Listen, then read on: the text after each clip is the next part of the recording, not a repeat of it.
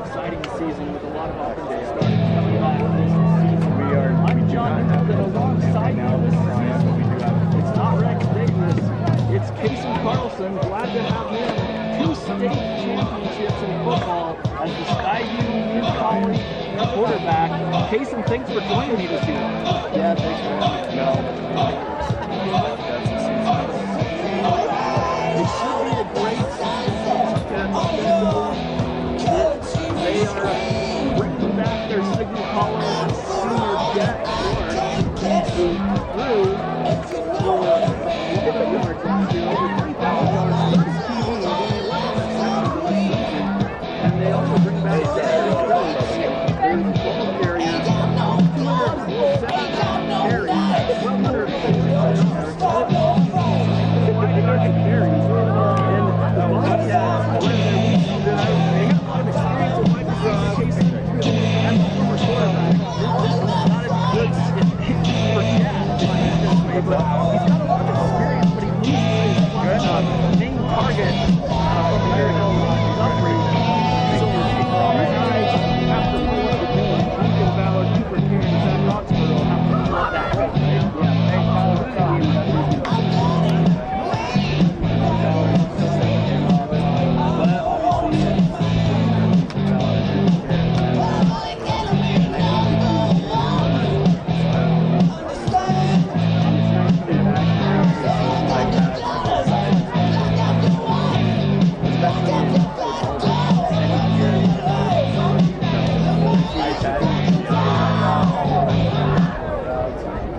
Ladies and gentlemen, please direct your attention to the northeast corner end zone.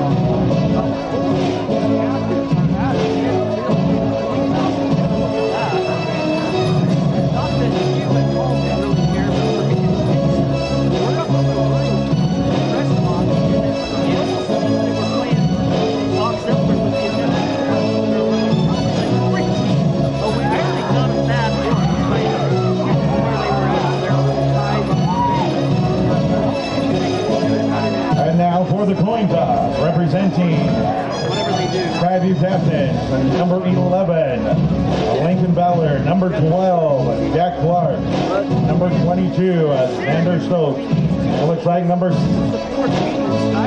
88, Jace Carlson. For the Skyhawk captain, we got number 0, Benjamin Staley, number 2, Ryder Hales, number 4, Nathan Higginson, and number 65, Spencer Hopkins. Tonight's officials are referee Ken Carlson, umpire Jared Pitcher, line judge Harry Crane, linesman Ted Fargo, and back judge Morgan Mosley.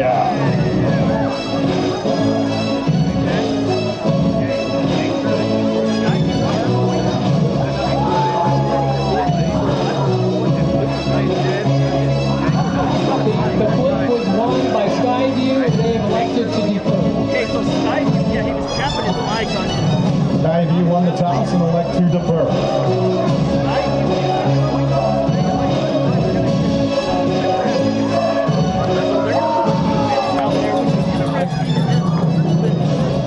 Because that's, if they don't have experience, that's where it's at, is on the defensive side of the ball. Yeah, the defense, as you said, we're returning starters. I'd like to defer. But I think this would be a good opportunity for the defense. We're going to come out and be able to set the tone early and build a push. Get a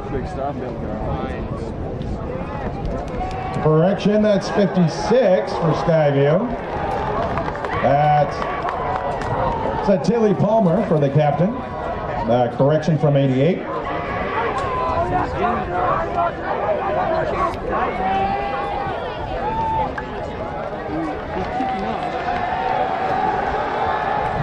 Correction, Skyview is kicking to the side.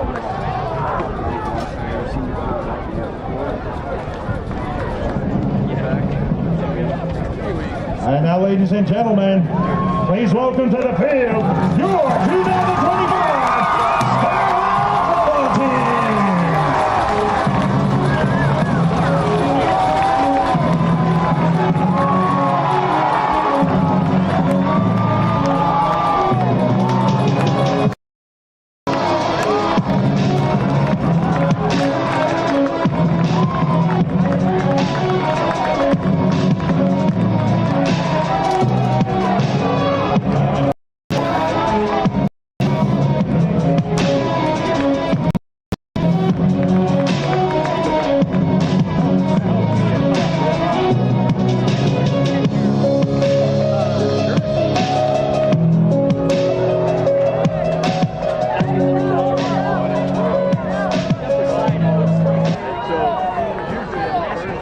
Now, ladies and gentlemen, please rise.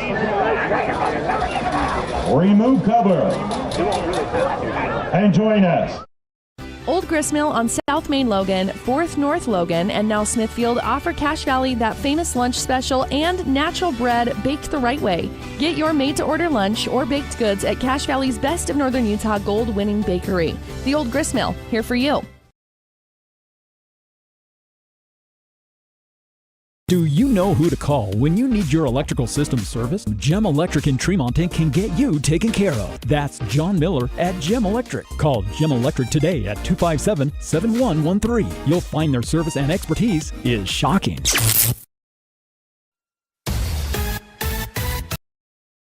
Preston Watts Collision and Glass has been your #1 resource for collision repair and auto glass. We specialize in windshield repairs. Competitive prices, call Preston Watts Collision and Glass at 563-3215. We do it right.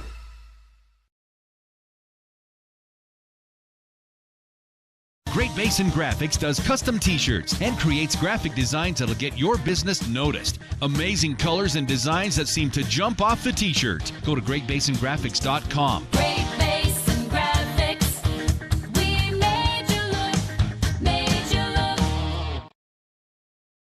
There's nothing quite like at the Young Automotive Group's Cache Valley dealerships, it's our privilege to call Logan home. We not only work to provide you with an exceptional customer experience, but take care of the community. We're committed to driving Logan forward. Visit Young Automotive in Logan today. Keep your car running its best with help from Napa Auto Parts. Need a new battery or wiper blades? Napa features the best brands and can even help with battery or wiper blade installation right there on the spot. Locally owned from Preston to Providence, Napa Auto.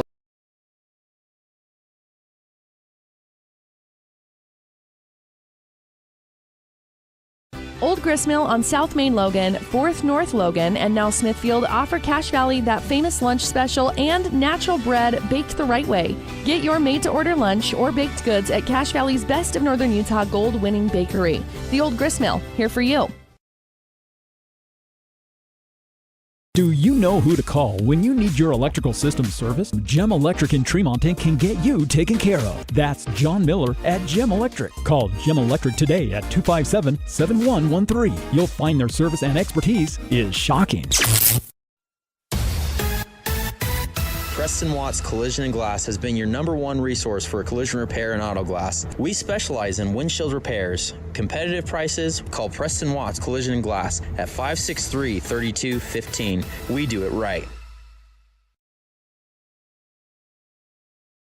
Great Basin Graphics does custom t-shirts and creates graphic designs that'll get your business noticed. Amazing colors and designs that seem to jump off the t-shirt. Go to greatbasingraphics.com. Great Basin Graphics, we made you look.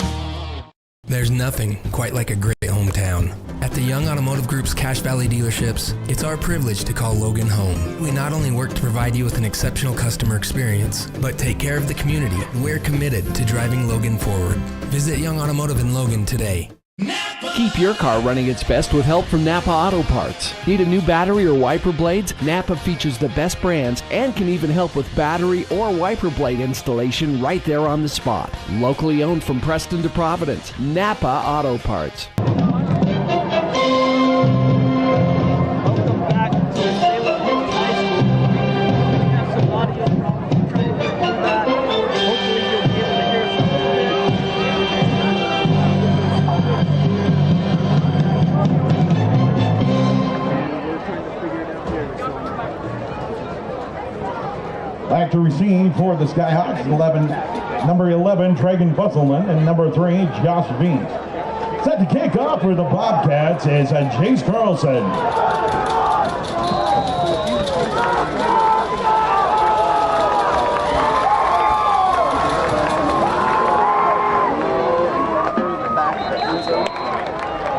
Ball goes into the end zone for a touchback. Ball will be brought out to the 20-yard line where the Skyhawks will start.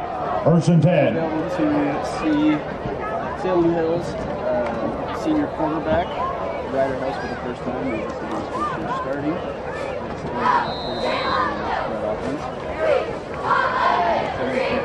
Skyview will come out in their 3-3 defense.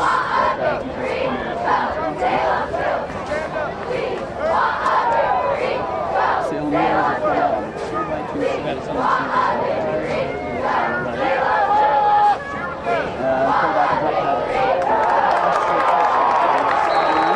As pass is complete to Higginson, number 4. Gets brought down by number 6 of the Bobcat defense, Camden Crawford. Ball spotted at just shy of the 30-yard line. And we have a false start at Salem Hills. Penalty flag on the play. By the way, that was good enough for a Skyhawk first down. Number 78 of the offense. 5-yard penalty. Still first down. Ball be spotted at the 25-yard line, brings up first and 15 for the Skyhawks.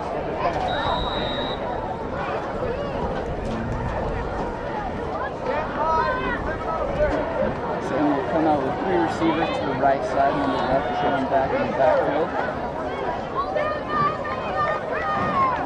Ryder Hills will roll out to the right. We'll throw deep down the field and incomplete. Hales pass intended for number 3, Joe Hughes. Falls incomplete. There on the coverage for the Bobcat defense is number 3, Zachary Oxborough. That'll bring up second and 15 for the Skyhawks. He's going to hear just a second. It'll be second and 15. Okay, sorry, so I don't see it. Like I pulled up the club. And Salem Hills will come out with 3 receivers to the right side again. Left and backfield. Skyview will blitz up the middle. They'll run. They'll stuff him for a 1-yard loss. And the tackle was made by number 8, Ollie Collins. Right up the middle. It'll be a third and about 15. Hale hands off to Stately, tries to go up the middle. Sheds a tackle, gets brought down by number 55, Gavin Reed of the Bobcat defense. Ball still spotted at the 25-yard line. That'll bring up third and 15 for the Skyhawks. Salem Hills will come out in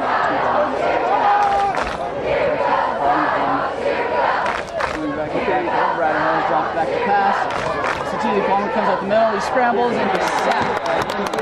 Hales gets flushed out of the pocket, heads off to the left side. Gets brought down by number 57, Mason Marchand 16 of the Bobcat defense. All be spotted at the 24-yard line, brings up Salem Hills 16 will prepare to punt on for the 4th and Skyhawks. 16 as Skyview will send out their punt return team with returners Lincoln Ballard, and can't see the number on the far side, but I can see Lincoln Ballard to the near side. Okay, I think we got our audio fixed there, Case, and good job filling in. I don't know what happened, but it looks like Salem Hills will be punting. after that false start really shut them down. It's a short kick that bounces at the Skyview 45. They let it bounce in front of them, and it takes a nice roll about 14, 15 yards down to the 28. So we think you can hear us now, and we apologize, but Salem Hills, they started with a 10-yard pass to Higginson, their best target, and after that they got the false start, and then it went backwards, it seemed. Yeah, they had a false start, and then Skyview was able to stuff them up the middle on a run for a 1-yard loss, and then we were able to get a sack on quarterback Ryder House for another 1-yard loss. All right, so 10:30 left in the first quarter, no scores. First drive for Skyview as they are at their own 28-yard line for Jack Clark. First and 10 as he's kind of in the pistol. Behind him is Xander Stokes. 2 receivers to the left, 1 to the right. Takes the snap. He's going to throw the Ballard. It's inside on the slant across the 40 to the 41. And right there, they ran a little RPO with Lincoln Ballard in the slot, and Jack Clark was able to read the outside backer on the play side, and he came up for the run. He was able to drop it off to Lincoln for about a 10-yard gain right up the middle. Yeah, they mark him back, so it's only, it's 13. They hand off to Stokes up the middle, and Stokes is bulked up, 5'8". Well, I'm reading the wrong one. It's number 22. Xander Stokes, 5'8", 200. He gets 8 yards on first. It's 2nd and 2. And Skyview's moving fast, getting up on the ball. Up the middle again for Stokes. He's got the first down, and then he's yanked down kind of awkwardly. And he's got the first. And the tackle was made there by number 54, Jagger Archuleta, and 56, William Crane from Salem Hills. We're going to give him 5 yards. First and 10, Stokes leaves the backfield, empty backfield. Clark's pressured, he's gonna run to the left. Gets a block from Stokes, he's to the 45, and he gets out of bounds for a good gain as he got some rushers in his face. And that was a great job by Xander too. The play kind of broke down and Jack went to scramble, and Xander was able to make a block downfield for the 6-yard gain. So 5-yard rush for Clark. And 6 for the Bobcat. So now a stoppage in play on 2nd and 5. Ball is in Salem Hills territory. Well, now with the stoppage of play, they let him substitute. That's interesting. I wonder if Skyview substituted earlier and the refs were able to catch it. 9:23 on the clock. They add some time, but it helps Salem Hills because they get fresh new defensive line in there.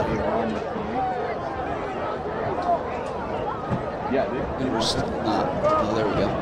And the refs are letting them play now. So 2nd and 5 for the Bobcats. Turnaround, handoff to Stokes up the middle. He's cracked, but he bowls forward with that 200-pound frame. And he's got 2 more yards. It'll bring up his 2nd and 3.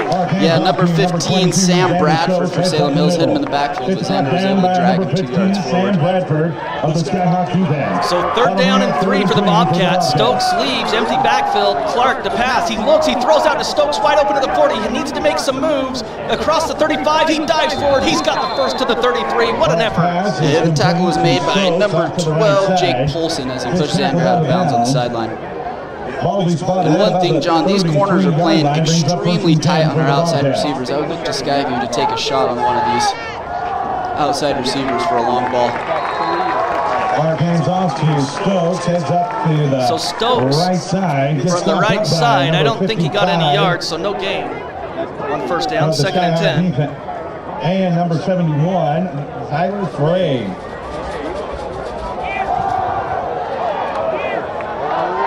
So was that Stokes up the middle? Yeah, that was Stokes up the middle. 22 heads up the middle. For about a 6-yard gain. Yeah, 6 yards will bring up 3rd and 4. And the tackle was made by interior lineman number 71, Tyler Frey for Salem Hills. So 6 yards there. 3rd down, they throw Ballard complete, and he's trucked. That should be a defenseless receiver, but he's to the 19-yard line for the 1st down. And that was the same exact play that Skyview ran the first play of the drive. They ran that little RPO to Lincoln Ballard. He's able to get inside of the inside backer for a nice gain.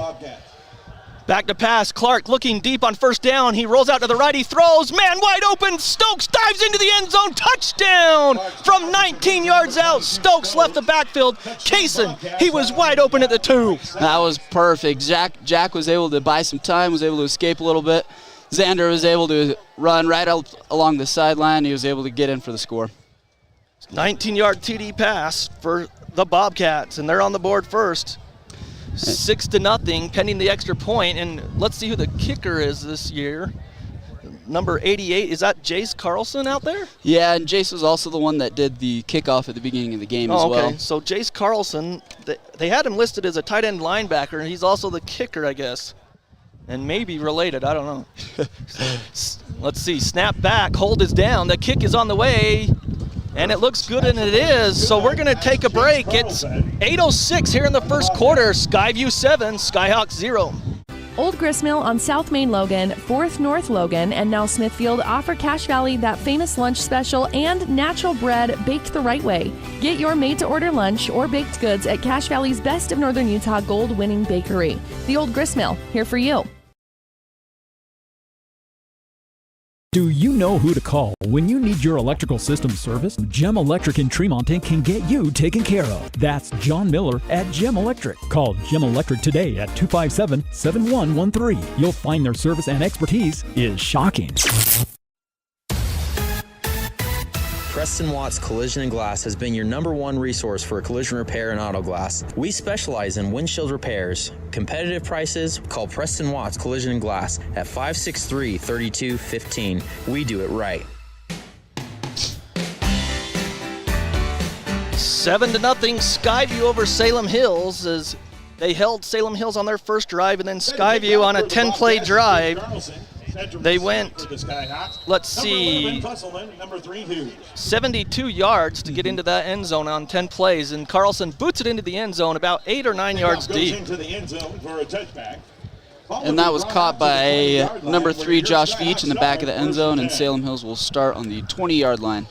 So from their own 20, coming back out on the field will be Ryder Hells. After this play, we'll try to get a couple of score updates from around the region and valley teams with 8:06 here in the first quarter. It's 7-0 Skyview as they are on defense for the second time tonight.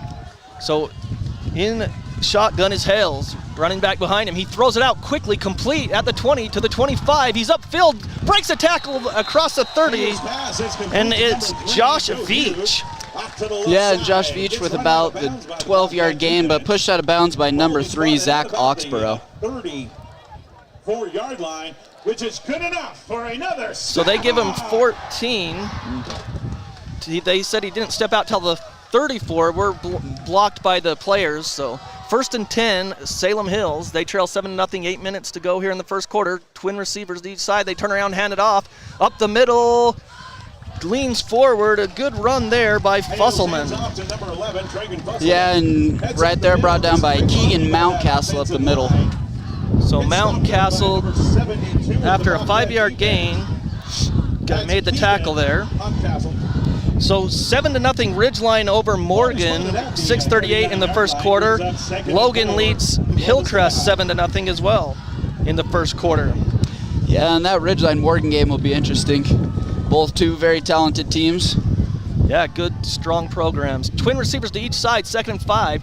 Back to pass, still looking. Get him. Mountcastle's getting held. They don't call it. He goes to the outside, and he's bumped out of bounds after no gain. Hales couldn't find anything downfield. And Mason Marchand was able to push him out of bounds near the sideline for a loss of about 2 or 3, I think. Oh, so they did. They knocked him out sooner. Yeah. 2-yard loss. 3rd and 7 for the Salem Hill Skyhawks. And, you know, with Cam Johnson, the defensive coordinator, we'll see what he dials up here in this 3-3 defense. So back to pass, 3 receivers to the right, 1 to the left for Hales. Takes the snap. Looking, he throws deep. He's got a man out there. Incomplete. He overthrew him by a couple of yards, but the receiver had beaten the Skyview defenders. Yeah, Gordon Wilson ran right by the safety and the corner for Skyview, but Ryder Hells just put it a little too far out of reach for his receiver. So incomplete. He'll bring up 4th and 7.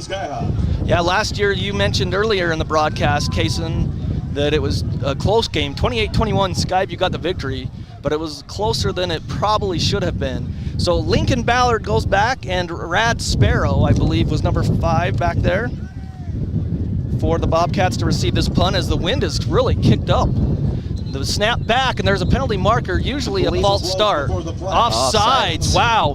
Now if you're Salem Hills, you think about it, because that 5-yard penalty brings up a 4th and 2 instead of 4th and 7. And if you're Skyview, you can't make that mental error, Kaysen, because you're just lining up for a punt. Yeah, you're lining up for a punt, and that just gives Salem Hills the option to go for it, especially right then on that drive where Salem Hills has already had a couple of runs for positive yards. You just don't want to give them that opportunity. Wow, the wind really has kicked up. I mean, more than you can hear it in the mics.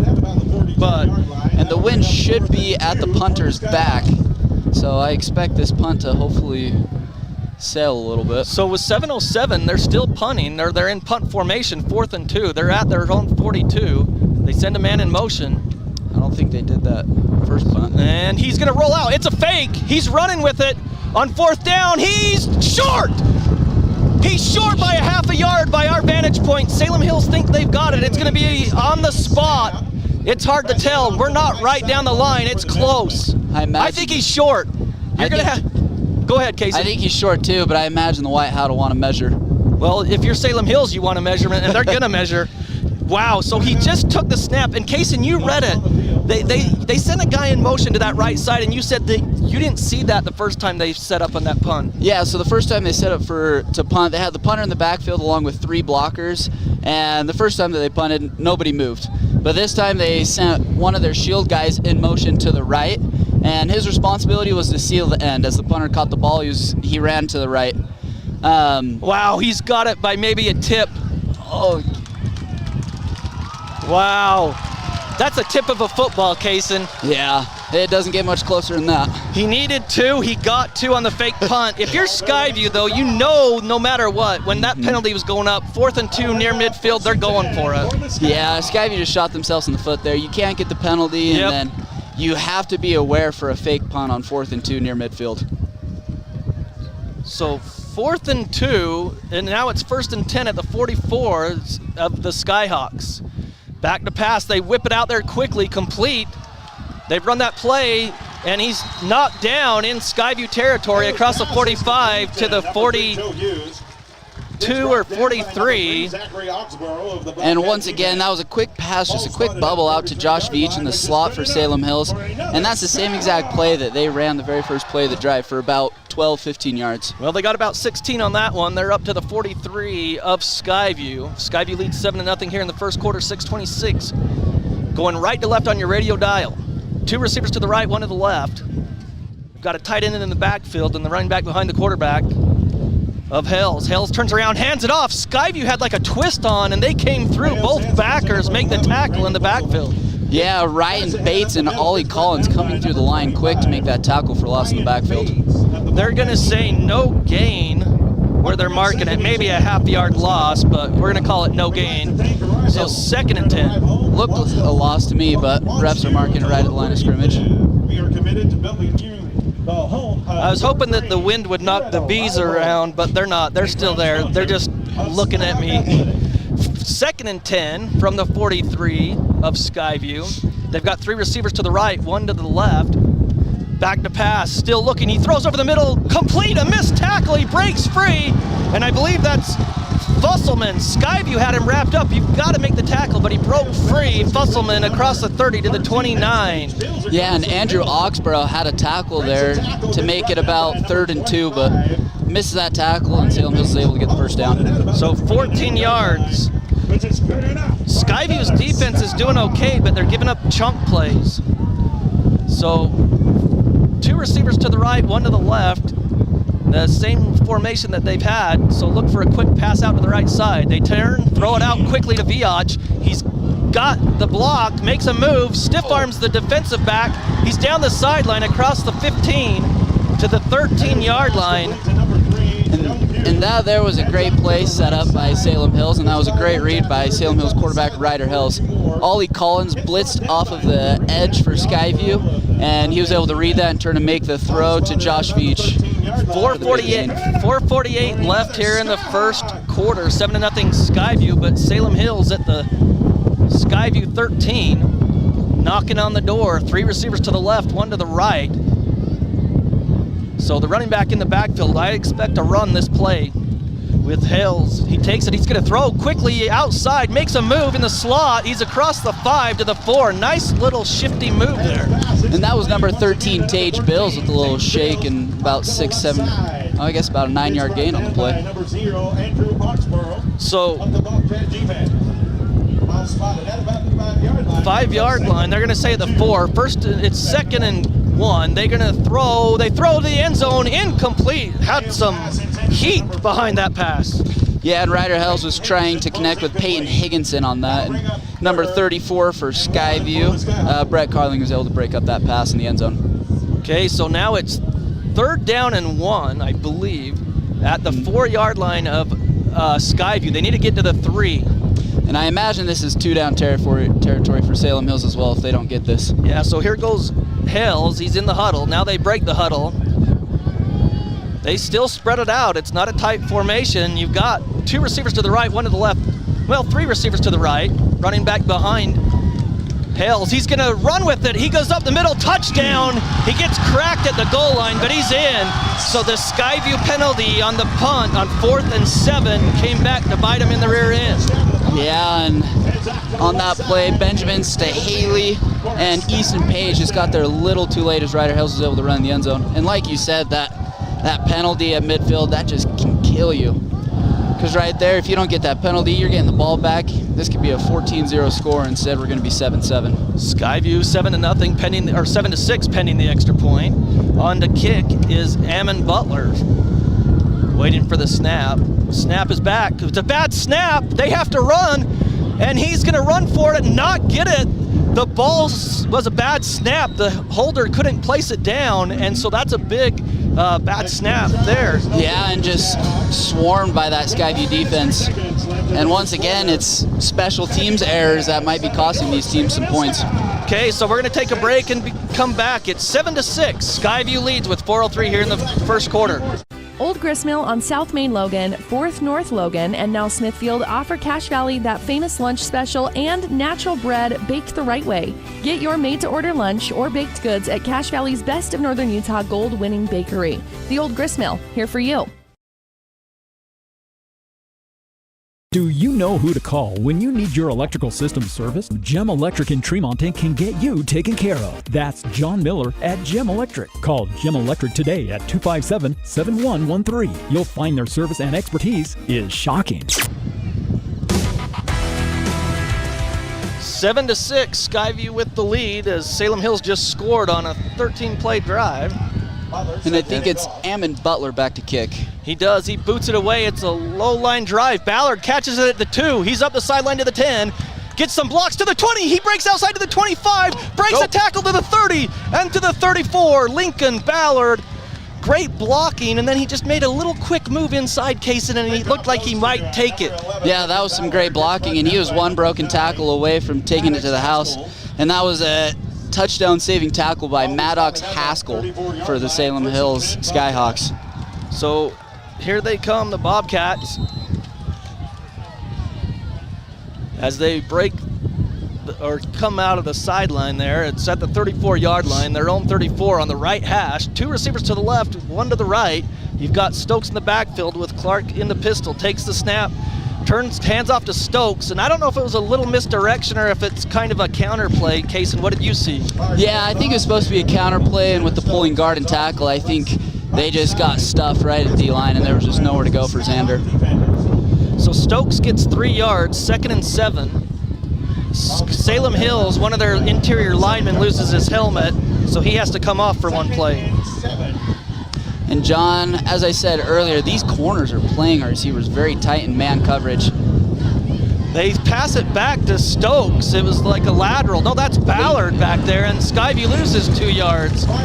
It was a weird formation. Skyview's had 3 blockers out there to the left for Ballard, who was back behind the play on the left side, but no blocks, and he loses 2 yards. Yeah, and I noticed that formation during the blue and white game where they'll stick Lincoln Ballard behind the line of scrimmage about 5-6 yards and throw it to him and let him have a running start as he gets to the line of scrimmage. Yeah, empty backfield on 3rd down. That will count as a run for Ballard, though. 2-yard loss. 3rd and 8 for the Bobcats. They've got 4 receivers to the right, and it's going to be an illegal formation. Oh, offsides. Wow, so the Salem Hills coaches, they really liked that. They were clapping, and they called offsides, so that's going to help the Bobcats. And that was on number 14, Gordon Wilson, actually the DB for Salem Hills. As I said earlier, they are playing these receivers very tight on the outside, and they're just a little bit too tight as he was offsides. Well, this official's the one that called offsides on Skyview, too. So, like, whatever he's seen, you've got to adjust to it, I guess, as a player. And he might just be a little picky. Some refs are just like that. So 3rd down and 3 now for the Bobcats, and it's up to the 41 of Skyview.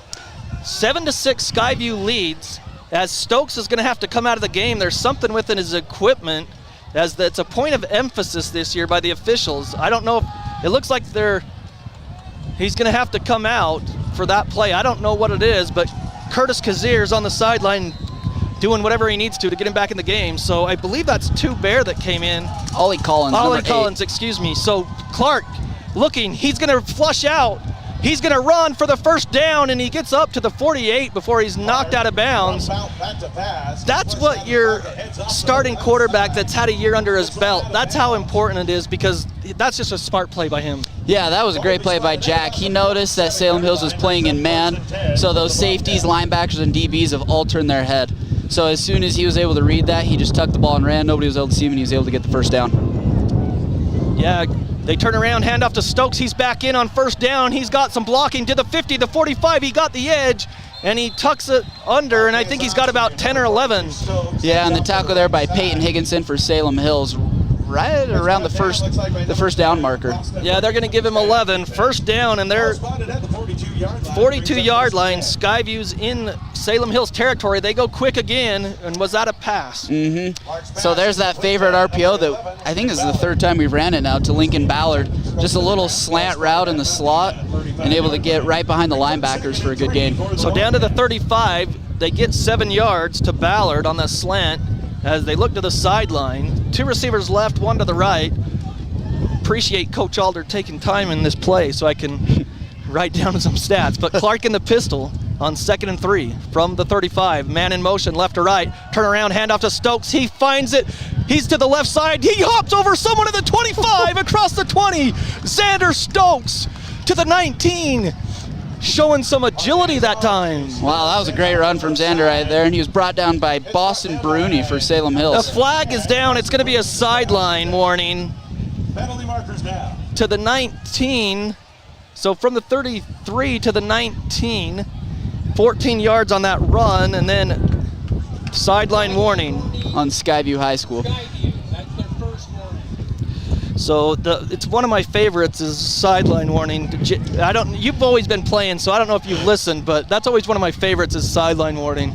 Yeah, and you'd be surprised how often coaches talk about that and just telling players to just get back, stay behind the line. And that time it was on the coaches. Yeah. So 1:40 left in the 1st quarter, 7-6 Skyview. They lead and they're driving inside the red zone at the 19 of Salem Hills on 1st down. Back to pass. Clark looking, he throws. Oh, that's PI. Gets away, touchdown. No call. Zach Oxborough got away from his defender, but it looked like he got held there, Kaysen, at the top of the route, but he just threw him off and got into the end zone wide open. Yeah, Salem Hills is playing tough man coverage on the outside, and Zach Oxborough just threw the corner to the ground. I thought it should have been offensive PI, but we got away with it, and Jack was able to be patient and make the throw for a Skyview touchdown. So Zach Oxborough with the TD, 19-yard strike from Clark. So 13-6 as Carlson is set to kick the extra point here, waiting for the snap. Snap is back, hold is down, kick is on the way, and it looks good, and it is. So with 1:29, Skyview leads 14-6 here in the 1st quarter, as Skyview and Salem Hills have been going back and forth here in the 1st quarter, but Skyview leads 14-6. Old Gristmill on South Main Logan, 4th North Logan, and now Smithfield offer Cache Valley that famous lunch special and natural bread baked the right way. Get your made-to-order lunch or baked goods at Cache Valley's Best of Northern Utah gold-winning bakery. The Old Gristmill, here for you. Do you know who to call when you need your electrical system serviced? Gem Electric in Tremonton can get you taken care of. That's John Miller at Gem Electric. Call Gem Electric today at 257-7113. You'll find their service and expertise is shocking. Welcome back to Salem Hills High School. Skyview 14, Salem Hills 6 with 1:29 left. We're going to go ahead and give you some scores after this kickoff. Kaysen, we'll let you go through some of the score updates as soon as this ball's kicked into the end zone again for the third time today. Yeah, sounds good. For the first game, we'll look at Mountain Crest. They're playing East today. Well, Carlson gets his foot into it, and it does go into the end zone. Go ahead. Sorry about that. You're fine. Mountain Crest is leading East at the end of the first quarter, 2-0. As we flip over to Bear River, they're facing Cedar today. Cedar is up on Bear River 9-7 with about 2:45 left in the first quarter. And Logan is up on Hillcrest with about 5:34 left in the first quarter. So there's your score updates. 1:29 here in the first quarter. Skyview leads 14-6. I just checked the Hornets. There's a couple less this time. Wind's blowing a few away. Yeah, thank goodness. So here we go. Hales takes it, he whips it out there quickly. Skyview reads it, and they're there this time to make the tackle right at the line of scrimmage, I believe. Yeah, that was a great job by Zach Oxborough reading that quick little bubble route to the slot that Salem Hills has ran a few times. And he was able to run up and make a tackle for a 1-yard gain on the play. 21-yard line will bring up 2nd and 9 for the Skyhawks. So 2nd and 9, Skyhawks. From the 21, they gave him a yard. Clock continues to run, down to a minute left here in the quarter. Again, Salem Hills going right to left.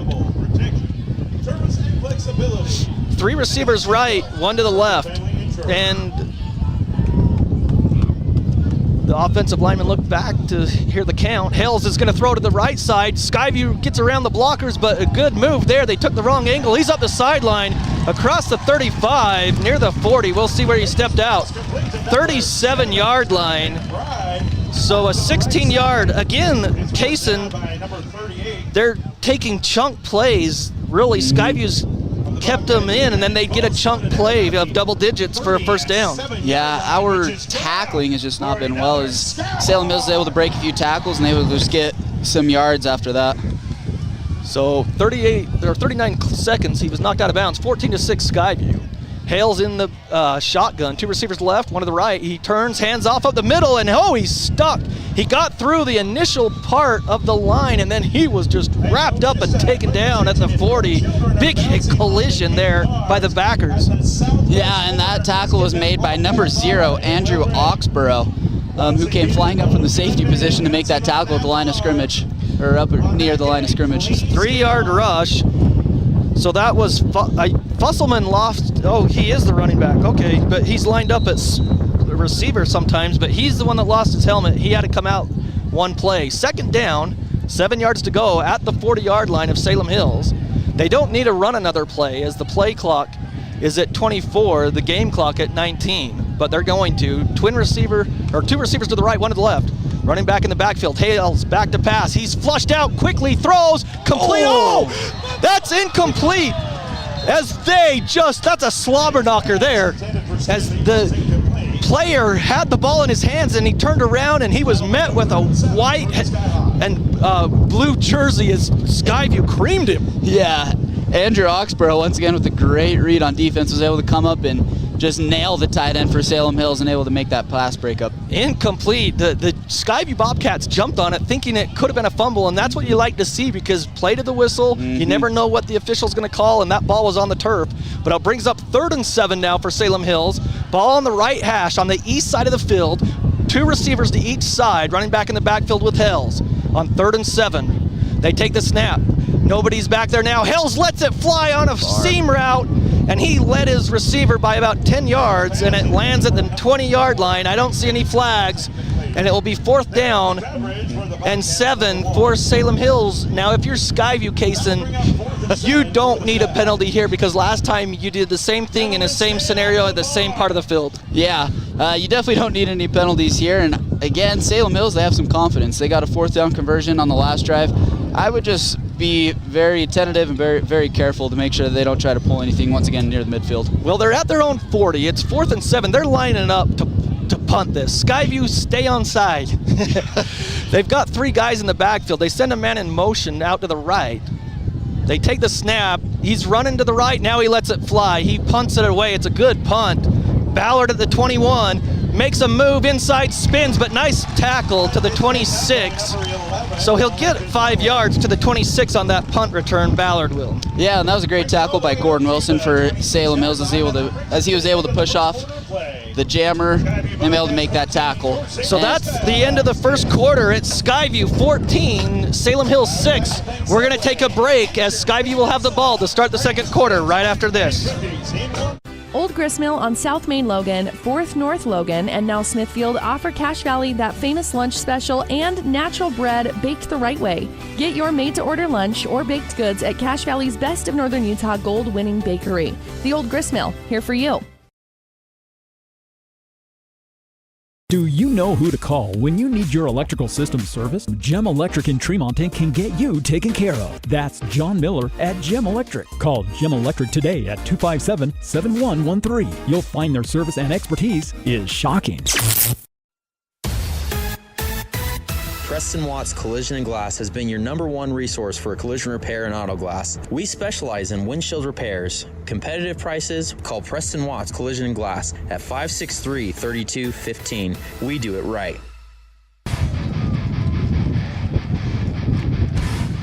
14-6, Skyview leads the Salem Hills Skyhawks, and it's John Newbold, Kason Carlson with you this season of Skyview football, as Skyview will have their drive here as they lead 14-6. This is their third drive of the game. Clark takes it on first down, fakes the handoff. He's got blitzed. He rolls out, throws, complete, wide open at the 35 to the 40, and he's bumped out of bounds. And that was a great play by Jack as he ran play action, but his back was towards the blitzing defender, and he was able to spin away and be able to make the pass to number 88, Jace Carlson, for Skyview for the good gain. So 17 yards pass to Carlson there. And Peyton Higginson with Salem Hills on the tackle. So my pen is blown away. Second down, Stokes leaves the first down, wide open, back shoulder throw. Oh, nearly caught.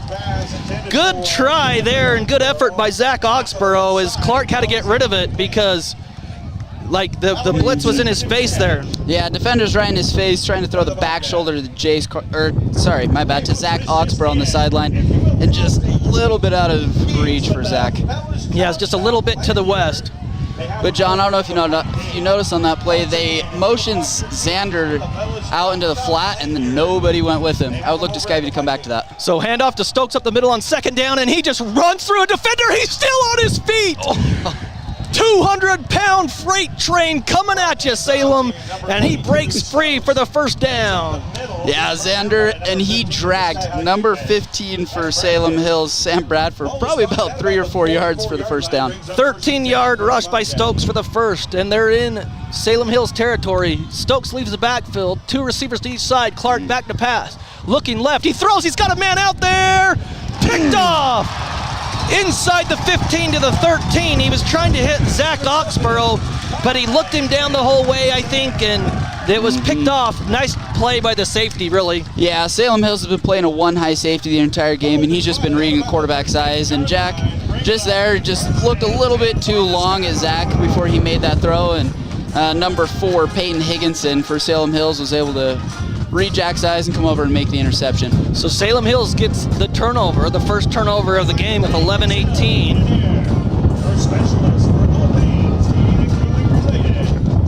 And in this game last year, Skyview versus Salem Hills, as we said earlier, Skyview won 28-21, but Skyview had 3 interceptions last year.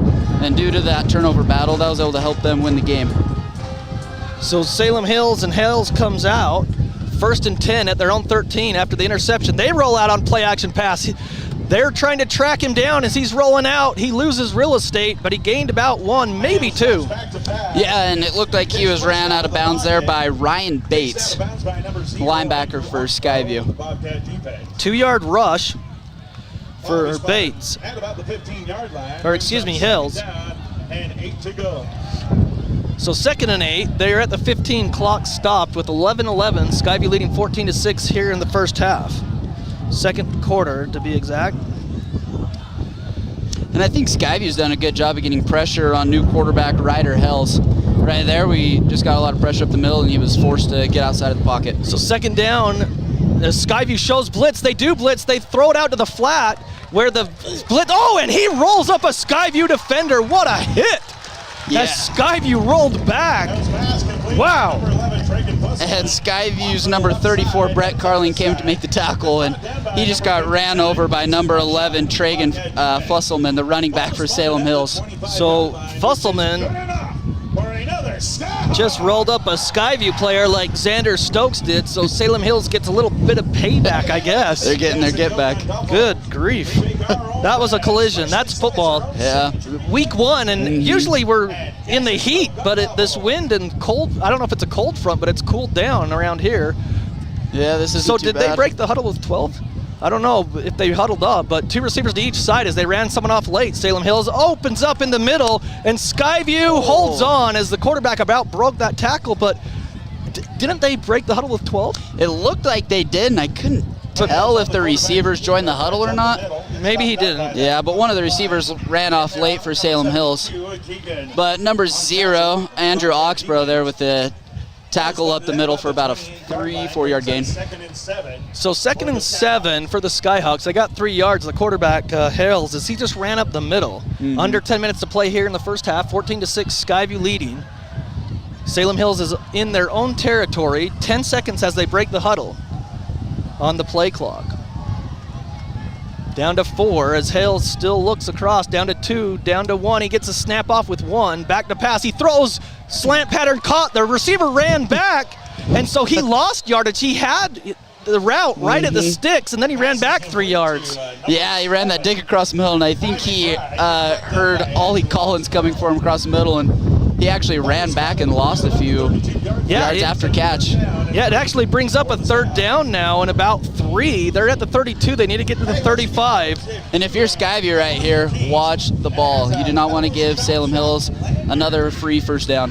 Well, and watch what Coach Johnson does defensively. Does he send the blitz? Do you stay back? What do you do here? So we'll see as they break the huddle. Again, play clock under 10, down to 4. Hales waits, twin receivers to each side. He takes the snap. He's back to pass. He throws. Complete. He breaks a tackle to the 40, 45, 50. Stiff arm, and he's knocked out of bounds in Skyview territory at the 43-yard line. Yeah, and Zach Oxborough pushing Peyton Higginson out on the sideline, but Skyview brought the pressure there, and Ryder Hills was able to read it and make the quick pass to the outside receiver. So, and I got it for 19 yards for the pass, and they're down to the 43. Skyview just took the wrong angle. It's hard for me to, up here, it looks like the wrong angle. It might have been the right angle and just a good move by the receiver. Yeah, that was a great cut by the receiver, but...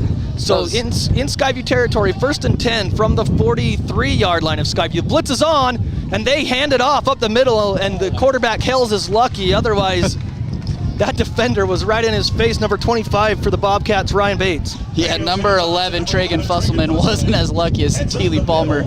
Just bear hugged him and drug him to the ground. So 4-yard pass or rush play. So the tackle there, you said Satili Palmer, who's already committed to Idaho State. I guess we should say Liam Guthrie left the team because he graduated last year, and he's at Weber State this season. Yeah, I wish him the best and hope he has a successful career just a little bit north of the valley. 2nd down and about 6. Back to pass. Throw complete. Dives forward to the 31 from the 40-yard line. It'll be a gain of 9 for the first. And that was a catch by Stephen Taylor, number 99, the big tight end for Salem Hills. So down to the 31, 1st and 10, 7:45 in the first quarter. Salem Hills driving, going to the south, 14-6 Skyview. Want to thank Shane Larson running the camera for us tonight.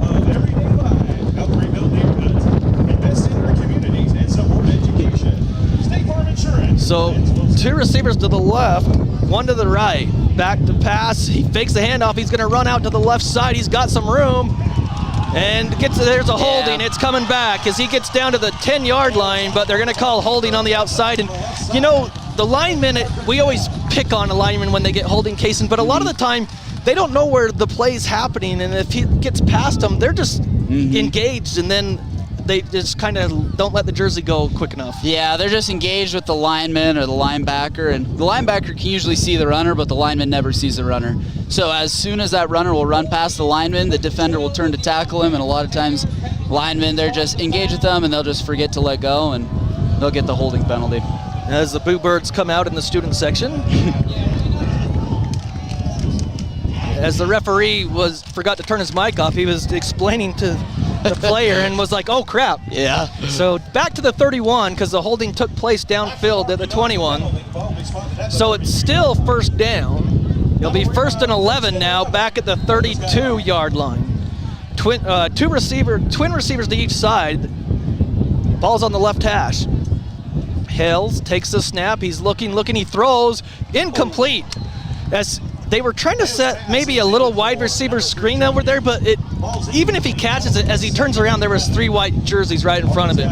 Yeah, I think the quarterback for Salem Hills just went a little bit too fast there. They swung the running it back out to the play side, and I think they tried to fake a little bubble pass to the running back and sneak the receiver in there behind the linebackers, but I think Ryder Hills just went a little bit too fast there for Salem Hills and didn't let the play develop. So it is 2nd down and 10 now, or excuse me, 11. Excuse me, that penalty, forgot about that. 2nd and 11 from their 32. They send 3 receivers to the wide side of the field to the west, 1 receiver to the left. Skyview does a twist. Satilli Palmer. Oh, that wasn't Palmer. That was tipped it. That was Gavin Reed. Yeah. Gavin Reed, 6'2", 280. The junior got his paws up, knocked it down, incomplete. It's going to bring up. And there's a false start on the play. On number 78, Slade Davis for Salem Hills. That'll push him back 5 yards. Well, they called it, he said defense, but he pointed to the offense. Oh. So, but it's this, okay, I'm not going to pick on the officials this year. That was my other goal. Yeah. It's their first game, too. Oh, okay, it's staying. Yeah. So, not incomplete. It's a false start, 5 yards. In the past 2 plays, we've seen Salem Hills go for screens as Skyview's bringing pressure. So it's 2nd and 16 now. Back to pass. Hales. The pocket breaks down. He gets away and somehow scrambles out of bounds as Skyview had him dead to rights. Satilli Palmer was in there first, but a good run by Hales. That's just like the fight or flight, right? Yeah. And all 3 Skyview defensive linemen were just surrounding Hales. But he was just able to squeak out to the left, and Brett Carling was able to push him out on the sideline. So they give him 1 yard, but it seemed like he scrambled for longer than that. So it's 3rd and 16 from the 36-yard line. 3rd and 15 from the 36. Just don't get beat on a double move here. 3 receivers to the right, 1 to the left for Hales. Takes the snap. He's going to roll out to the 3 receiver side. He lets it fly, throws. Oh, incomplete. Nearly picked off. And Cooper Karen was the defender there. But Hales threw it, Kaysen, and he knew right away. He's like, oh, that might be picked. Yeah, he let that one sail a little bit, and luckily for him, it sailed over his receiver and the DB out of bounds. Incomplete. You could see him because he took that jump afterwards, the little hop, like, oh no! 14-6, Skyview leading 6:56, 2nd quarter. This wind is getting stronger and stronger. Timeout by Skyhawks. We'll keep it here. We'll get you some score updates. And I was just going to say, thanks for tuning in tonight on 106.9 FM and 1390 AM The Fan, as well as you can go watch these games live on CashValleyDaily.com and just go to the sports section and find the high school that you want to see and watch these replays. Hillcrest and Logan. Logan leads 27-7 as Logan is in 3A. Hillcrest is one of the bottom of the barrel teams in the whole state, but good job by Logan leading 27-7, 8 minutes in the 2nd quarter. Ridgeline and Morgan all tied up 7-7, 5:37 in the first half, and the last score we had Cedar over Bear River 16-7 as the Bears made the trip all the way down to Cedar City, and we haven't Mountain Crest. Provo leads Green Canyon 14-0, and Mountain Crest led East 2-0. Jeez, 2-0. Quite a defensive game. It's usually how Mountain Crest goes. Yeah, but East, I mean, that East got a new coach, Coach Maddich, who had run the program forever, had stepped down this year, so we'll see. 4th down, they're lining up to go for it here. So 4th and 15, they send an empty backfield, back to pass is Hales. He's gonna let it fly. He's got a man out there, touchdown. The one thing you can't do if you're Skyview is let anyone get behind you on that on 4th down. You just can't do it. And if you're Salem Hills, you throw it out there, and if it's picked off, it's just like a punt. But so that goes for a 36-yard touchdown on 4th and 15. That's huge. Yeah, and that's frustrating as if you're Skyview, because it's 4th and 16. You know they're going to pass the ball. The one thing you can't do is get beat deep, and we just got beat deep on the outside. So they're going to go for 2. They're trailing 14-12 of 6:50. Skyview leads, but Salem Hills going for 2 as they had a bad snap. Their first play, trying for the extra point. The receiver out there, I think, was Peyton Higginson. He's their best receiver. So 2 receivers to the right, 1 to the left. Hales in shotgun on the extra point, 2-point try. Takes the snap, back to pass, looking, pocket breaks down, he rolls to the right, throws across, and it is complete. The coverage was there, but it was just a better pass and catch. Yeah, that was a good job by Hales. He escaped out of the pocket and was just able to make a throw back over the middle to Gordon Wilson for the 2-point conversion. So 14-14, 6:50 left here in the first half. And you feel like if you're Skyview, there's been 2 plays that have made a big difference in this game. That touchdown pass just barely, and then that false start on that 4th and 8 on the punt in the first quarter. And if you could just take those 2 plays back, I think this could be a lot different score than what we're seeing right now. Well, all of you that are keeping track at home, there was double-digit Hornets on the fan. There is now down to 8 or 9. Is that 9? Slowly but surely. You turkeys better get flying away. They're too close to me, Kaysen. And I already bugged them once. I hope they didn't recognize me. I didn't mean to. My bag hit it with the equipment. Might be the only perk with the wind is it's slowly blowing the bees away. Maybe the wind will just blow them away along with us, because it's really, it is just coming right into the kicker's view here. Kicking, it's coming in from the south, going to the north, kind of the northwest. So they're kicking off. I think it will be returnable. Lincoln Ballard had one returned already from the 1. Let's see here. They booted away. Yeah, Ballard's going to return this. He catches it at the 2, right in the middle of the field. He's cutting to the west. He's got some room to the 20, 25. Oh, big collision. That's helmet to helmet. But if this referee calls a holding, that's called by the Salem Hills guys, because he's clear downfield. Yeah, I do think that the refs missed a hold, but that did look like helmet to helmet on number 24, Austin Hicks, for Salem Hills on Lincoln Ballard. It should be, but the Skyview gets up to the 27, and I think it's going to be helmet to helmet, but let's see. Because it's like the back judge back at safety. So let's see. The referee will turn on his mic and explain what happened. Yep. Yeah. So Skyview gets a great return from the 2 up to the 27 and tack on 15 more, Kaysen. Yeah, and I think Skyview got a little lucky there. I think there was a hold that they got away with, but we also got lucky with the helmet to helmet. And we'll be able to start midfield, some great field position. The one thing that we need to teach you, even though you played for Skyview, is we need to get you some Skyview blue glasses, like I have. Yeah. Just kidding. 6:44 to play. I didn't see a hold. Just kidding. 2 receivers to the right, 1 to the left. Turn around, hand off to Stokes on the right side, and he's still on his feet. Oh my, okay. Satilli Palmer pushed Stokes in the back, and that's what took the defender down for a few more yards there. Yeah, it pushed Stokes in the back, and it pushed over Stokes and 2 defenders in front of him. That's hard to do. That's the pushing the sled there. So that's 5 yards. On 2nd down, they turn around, Stokes to the left side. He's not down yet. He's laying on people, but they're going to mark him down at the 50. Yeah, and the tackle was made by, if you can see his number, looks like number 89, Jake Fawcett for Salem Hills. So he got 3 on 2nd down. 3rd and 2, they turn around, hand off Stokes right side, bounces off a defender, and he's got the first down. He spun around, and he would not go down. If you don't wrap up Stokes, which is hard to do because he's so wide and he's so low, you're not going to tackle him. Yeah, and it looked like Tyler Carlos for Salem Hills came up through the middle, met him in the backfield, but he spun off and was able to get the first down. 4-yard gain, 1st and 10, Skyview at the 48. Complete on a slant pattern. If penalty comes down, it's going to be an illegal receiver downfield on that RPO, I bet. Yeah, and that's the hard thing with the RPOs is as a quarterback, you're just trying to go so fast. Right, you're trying to get the ball out to the receiver before any of those linemen get downfield. Yeah, the umpire threw that in the place where it usually is an ineligible receiver downfield with those RPOs, but we'll wait and see. But that's what it looked like from here. Yeah, and that's hard for the linemen too because they're blocking runs, so they're going right for those linebackers, and it's up to the quarterback to get the ball out to the receiver before they get down.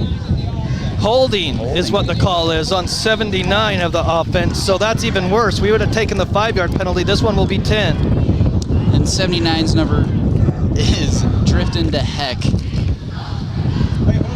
He's got his hands out like, what did I do? And I mean, it's so quick, I don't see how you could call a holding, but they did. 5:43, second quarter, 14-14, Skyhawks and Bobcats tied. Empty backfield for Clark. They swing it back to Lincoln Ballard. It was behind him, and that play goes nowhere, and it's a running play, a loss of, let's see, so it was at the 48. You take it back to the 40. Right at line. 2, and then back a yard, so 1 yard loss. And I wonder how this win is going to affect the throwing game for both Skyview and Salem Hills. As right now, Skyview has the win to their back on offense, but Salem Hills has the win in their face on offense. So they're at their own 42, 3 receivers to the left, 1 to the right. Skyview second down and forever, 2nd and 21. Man in motion's Oxborough, back to pass Clark. He throws wide open at the 50, to the 45, the 40, 35, gets a block, 30, 25, and he's tackled from behind. What a play, he was wide open. Yeah, that was perfect. Skyview ran a little mesh concept right there, just had the receivers just cross right in the middle, and the Salem Hills defenders were in man coverage, ran into each other, and Zach Oxford was able to free up an opposite flat. 1st and 10, handoff to Stokes. He gets whipped around but not taken down, and then he bowls forward for 2 yards. That was a 34-yard pass play on the previous play. Yeah, and right there, Xander spins off to the outside and is tackled by number 44, Parker Chittister. Pardon if I... And they run on a guy late, and Salem Hills, he wasn't offside. Stokes up the middle, makes a juke move across the 20 from the 23, and he's pushed back, but I think he got to the 20 or 19. And John, did you think he was offsides there? He should have been. Yeah, I just don't think the ref was paying attention because they had a D lineman run on late, and it looked like he was offsides, but... 4 yards, 3rd and 4 for the Bobcats. Hard count, and there it is, offsides. There we go. The referee was reluctant to do it, but he did it. So that will give Skyview a 1st down.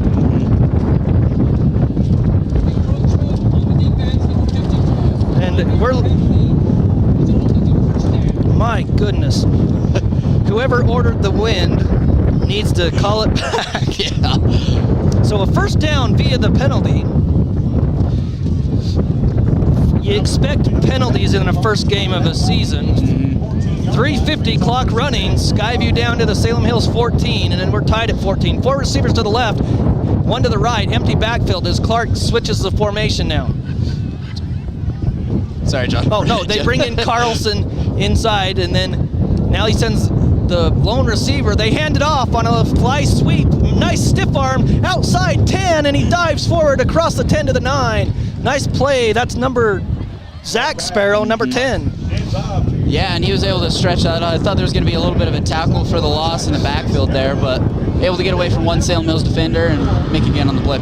Yeah, Sparrow, they go quickly here on 2nd down to Stokes, makes a move. He's inside the 5, inside to the 4. From the 9, he's got 5 yards. And again, I think Skyview got a little bit lucky there. I think the tight end number 88, Jace Carlson, got away with a little bit of a hold, but great run by Xander up the middle. Timeout, Salem Hills, and Skyview's at the 4-yard line.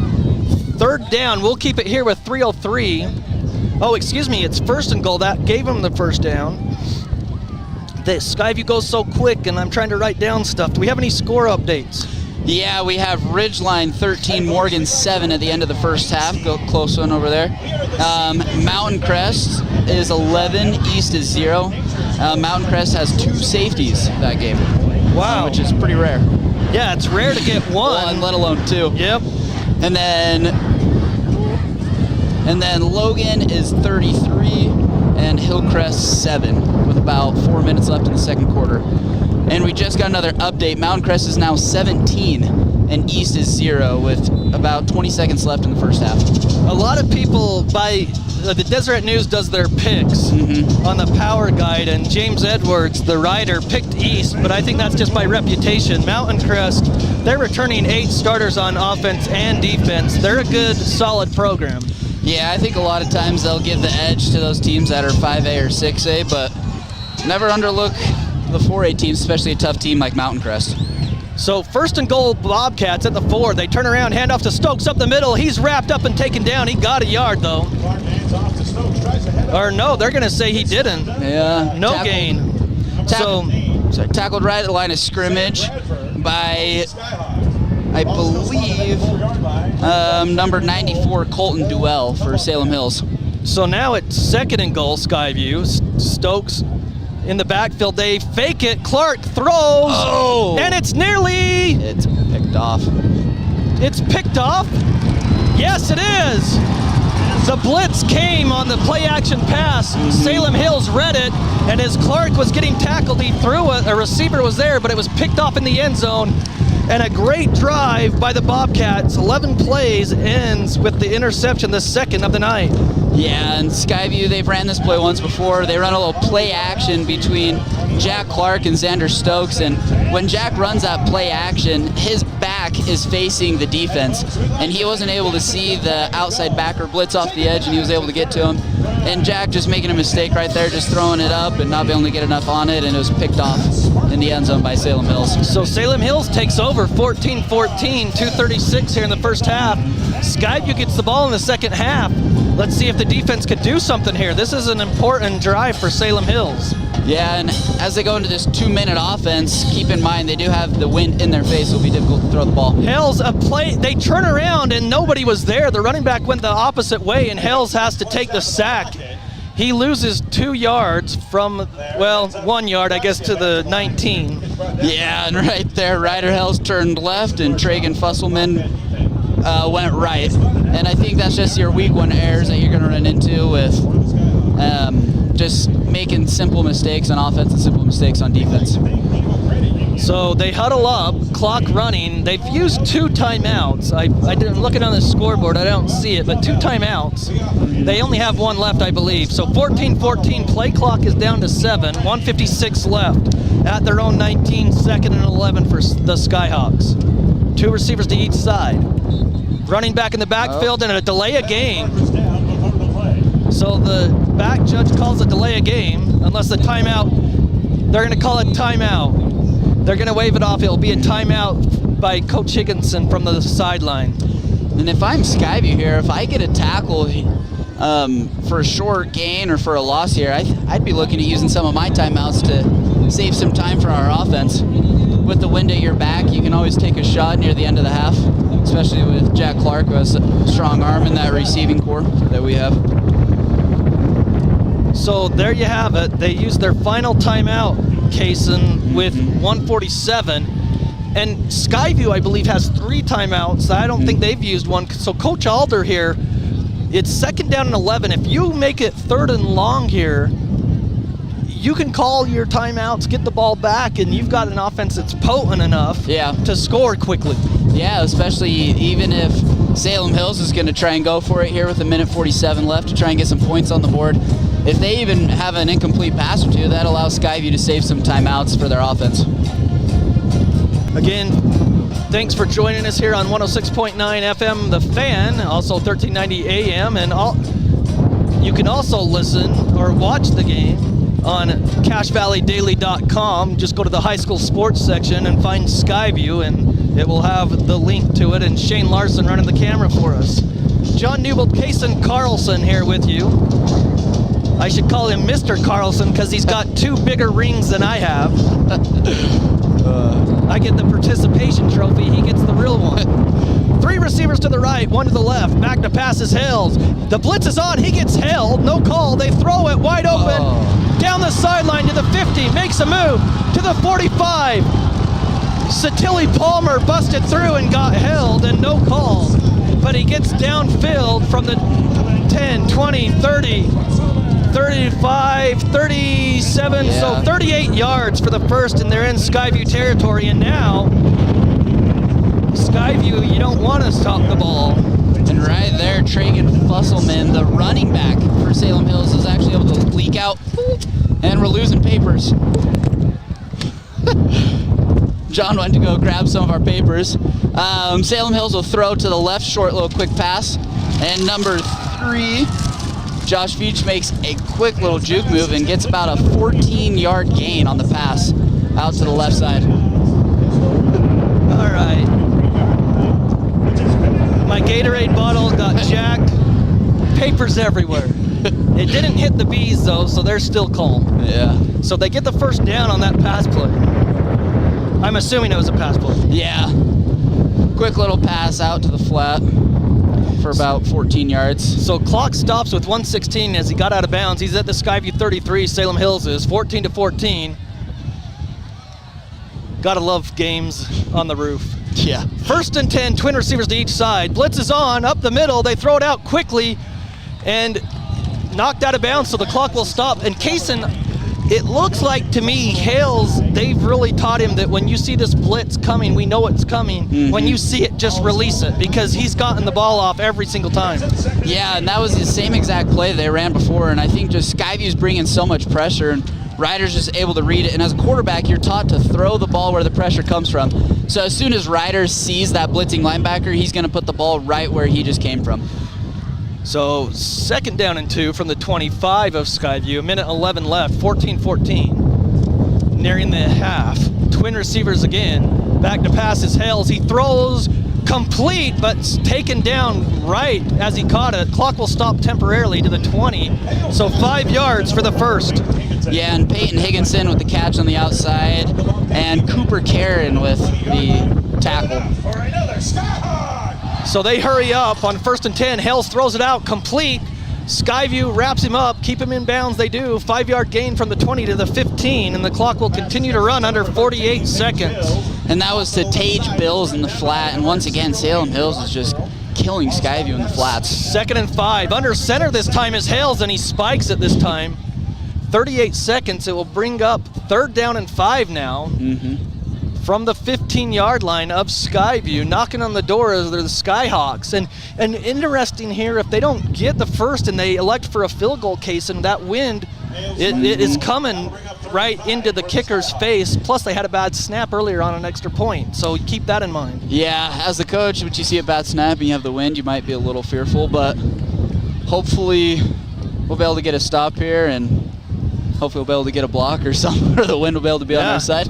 So Skyview, hopefully they just get the turnover. Yeah. So 3 receivers to the right, the wide side of the field, 1 to the left. Hales back to pass. He's looking to the left side. He throws incomplete. In and out of the receiver's hands. The safety came over and made the hit, but it's incomplete. It brings up 4th down. He was in the end zone. And that was an incredible play by Brandon Erickson. The outside receiver for Salem Hills just ran right past the corner, but Brandon Erickson was able to read it and run over and make the pass break up just at the right time. So they're trying from the 22 is where they're spotting it. So it'll be a 32-yard field goal from the left hash. And I can't see the kicker's number with 33 seconds on 4th and 5. So we'll see. Snap is back, hold is down. It was a good snap. It's low. Up and it's low, and I couldn't see it. I lost it in the lights, but it is good. So from 32 yards, it's good, and Skyhawks take their first lead of the game, 17-14 with 29 seconds. That's a 32-yard field goal for the Skyhawks. Yeah, and that was a very low PAT, or a very low field goal, sorry. And Skyview looked like they were close to getting some hands on it, but just able to squeak over those hands and through the goalposts. Well, it looked like, I'm just guessing, because he's big, Satilli Palmer up the middle. And yeah, he came right up the middle, had his hands up like you mentioned, and somehow It looked just like a slice or something in golf. He got it around his hands. right around him. Hopefully, when they go back on film, Kaysen, it's not a field goal, right? Right through the middle. You don't want it through Satili's hands. They'll make him run sprints. Yeah, coaches. No, I don't know.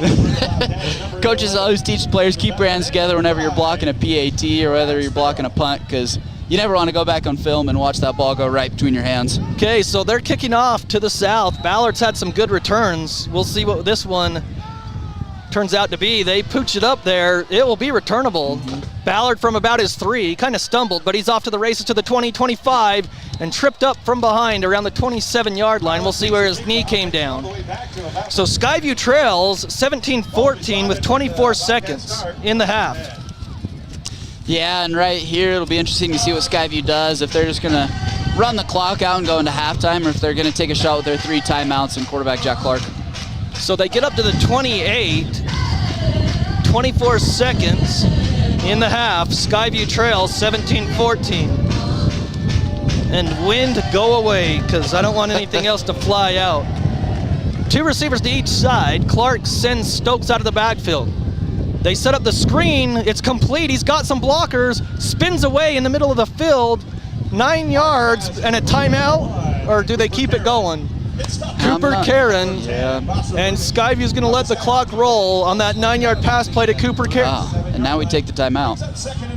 So with 10 seconds left, they take the timeout, but they let some clock go. But a 9-yard pass play to Karen. Probably let about 3 or 4 seconds tick off the clock there. So Cooper Karen gets it. 17-0. Mountain Crest leads East at the half. So, and Cedar is up right now in Bear River 30-7 at the end of the first half. And Provo leads Green Canyon 17-0. And Logan beating Hillcrest 40-7 with about 7 minutes left in the first half. That score doesn't surprise me. Logan and Coach Butts are on the rise. Coach Butts doing a great job there for the Grizzlies. So, I believe he's in his second year there at Logan High. So 2nd and 1, Skyview. 3 receivers left, 1 to the right. Clark has Stokes in the backfield. 10 seconds left in the half. 2nd and 1. Clark's gonna step up and he's gonna run out of bounds, and he's got the first down, and that took 6 seconds down to 4. So he gains from the 37 to the 42, so 5 yards. And honestly, John, I don't think that's too bad of a play, because it'll set them up for a possible Hail Mary. It is going to be a really long throw, but he will hopefully have some wind at his back to give him a little more of a push. Watch the hook and ladder here. So 1st and 10, Skyview, but they're way back. 4 seconds left. They throw it quickly, gets out of bounds with no time left. Karen gains 11 yards, but that's going to do it. So at the half, Salem Hills 17, Skyview 14. Skyview's offense is out there thinking that they had a second left, but I don't think they're going to give it to them. So, and I'll be honest, John, when I saw Cooper go out of bounds, I turned over and looked at the clock, and I thought there was about 1 second left, but it appears that the refs do not agree with me. Yeah, they never do when you're on the road. So Skyview 14, Salem Hills 17 at the half is your score. Skyview will get the ball to receive here in the second half. We'll take a timeout and come back. And when we do come back, we'll talk a little bit about this first half, what we think the adjustments should be, and more. We'll give you some more score updates. It's 17 Skyhawks, Bobcats 14 here at the half, here on 106.9 The Fan. Old Gristmill on South Main Logan, 4th North Logan, and now Smithfield offer Cache Valley that famous lunch special and natural bread baked the right way. Get your made-to-order lunch or baked goods at Cache Valley's Best of Northern Utah gold-winning bakery. The Old Gristmill, here for you. Do you know who to call when you need your electrical system serviced? Gem Electric in Tremonton can get you taken care of. That's John Miller at Gem Electric. Call Gem Electric today at 257-7113. You'll find their service and expertise is shocking. Preston Watts Collision and Glass has been your #1 resource for collision repair and auto glass. We specialize in windshield repairs. Competitive prices, call Preston Watts Collision and Glass at 563-3215. We do it right. Great Basin Graphics does custom t-shirts and creates graphic designs that'll get your business noticed. Amazing colors and designs that seem to jump off the t-shirt. Go to greatbasingraphics.com. Great Basin Graphics. We made you look. There's nothing quite like a great hometown. At the Young Automotive Group's Cache Valley dealerships, it's our privilege to call Logan home. We not only work to provide you with an exceptional customer experience, but take care of the community. We're committed to driving Logan forward. Visit Young Automotive in Logan today. Keep your car running its best with help from Napa Auto Parts. Need a new battery or wiper blades? Napa features the best brands and can even help with battery or wiper blade installation right there on the spot. Locally owned from Preston to Providence, Napa Auto Parts. Searching for copiers and printers? Les Olson IT has what you need. Find reliable HP printers, award-winning sharp copiers, and high-end Ricoh graphic systems. Les Olson IT. From what's happening in local political elections, to breaking news, to photo galleries and replays of the latest games. If it's happening in our community, it's on CacheValleyDaily.com and the Cache Valley Daily app. Local, relevant news on CacheValleyDaily.com.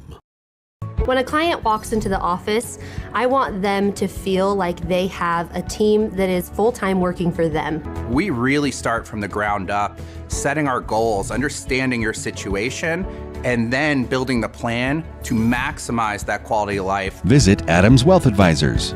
DD Auto and Salvage is going to pay you the most for junk vehicles. Get rid of your junk vehicles today. Pickup is available. DD Auto and Salvage in Logan. Call 787-1204. That's 787-1204 today. See store for details.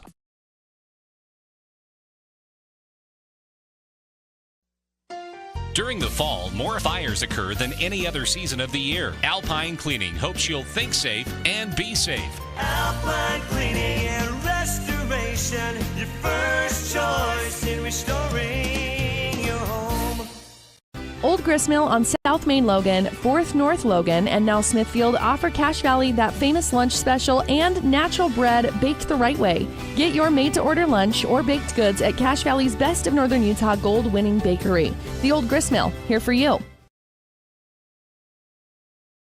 Do you know who to call when you need your electrical system serviced? Gem Electric in Tremonton can get you taken care of. That's John Miller at Gem Electric. Call Gem Electric today at 257-7113. You'll find their service and expertise is shocking. Preston Watts Collision and Glass has been your #1 resource for collision repair and auto glass. We specialize in windshield repairs. Competitive prices, call Preston Watts Collision and Glass at 563-3215. We do it right. Great Basin Graphics does custom t-shirts and creates graphic designs that'll get your business noticed. Amazing colors and designs that seem to jump off the t-shirt. Go to greatbasingraphics.com. Great Basin Graphics. We made you look. There's nothing quite like a great hometown. At the Young Automotive Group's Cache Valley dealerships, it's our privilege to call Logan home. We not only work to provide you with an exceptional customer experience, but take care of the community. We're committed to driving Logan forward. Visit Young Automotive in Logan today. Keep your car running its best with help from Napa Auto Parts. Need a new battery or wiper blades? Napa features the best brands and can even help with battery or wiper blade installation right there on the spot. Locally owned from Preston to Providence, Napa Auto Parts. Searching for copiers and printers? Les Olson IT has what you need. Find reliable HP printers, award-winning sharp copiers, and high-end Ricoh graphic systems. Les Olson IT. From what's happening in local political elections, to breaking news, to photo galleries and replays of the latest games. If it's happening in our community, it's on CacheValleyDaily.com and the Cache Valley Daily app. Local, relevant news on CacheValleyDaily.com. When a client walks into the office, I want them to feel like they have a team that is full-time working for them. We really start from the ground up, setting our goals, understanding your situation, and then building the plan to maximize that quality of life. Visit Adams Wealth Advisors. DD Auto and Salvage is going to pay you the most for junk vehicles. Get rid of your junk vehicles today. Pickup is available. DD Auto and Salvage in Logan. Call 787-1204. That's 787-1204 today. See store for details. Give it up for your Salem Hills. Well, at the half, it's Salem Hills 17, Skyview 14. Up next, our third. And we're here at the half. John Newbold and Kason Carlson with you as we're trying to kind of hold down our papers with all our notes because the wind is really taping everything down. Pretty big and windy here in Salem, Utah. But we're here at halftime, Kason, and Skyview. We got off to a good start. They held Salem Hills at the start, got the ball, went down and scored, and then a couple of interceptions in the first half by the Bobcats. One there near the end as they were inside the red zone, inside the 10, and on a play-action pass, Clark was under pressure and he lobbed it up there and it was picked off.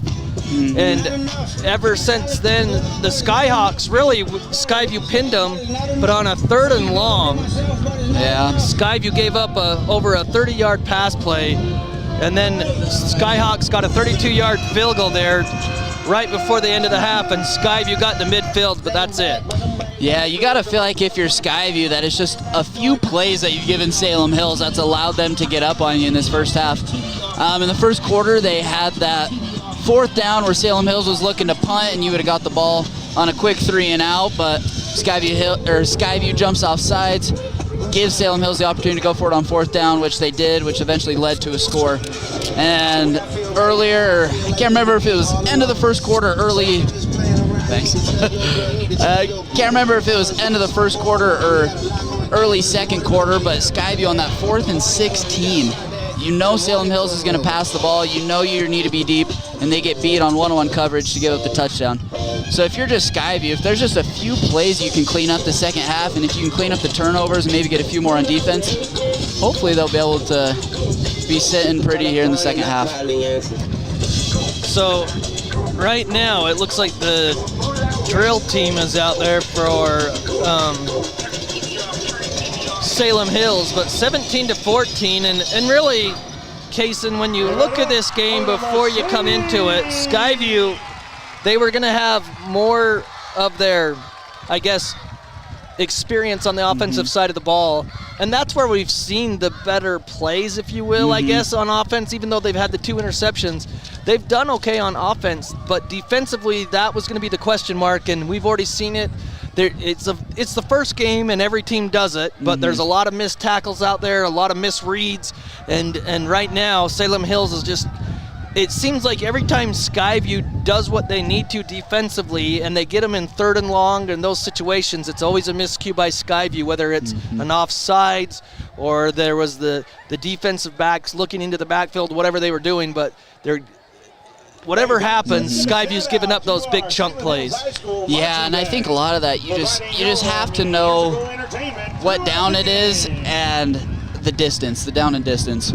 And I think for Skyview, I think just attention to detail in the second half, especially on that defense, where, as you said, we only had 3 returning starters, 2 safeties and a D lineman. So I think it's important for these linebackers and for these corners to just really be detail-oriented and just make sure that they're not making any mistakes and just be able to tackle.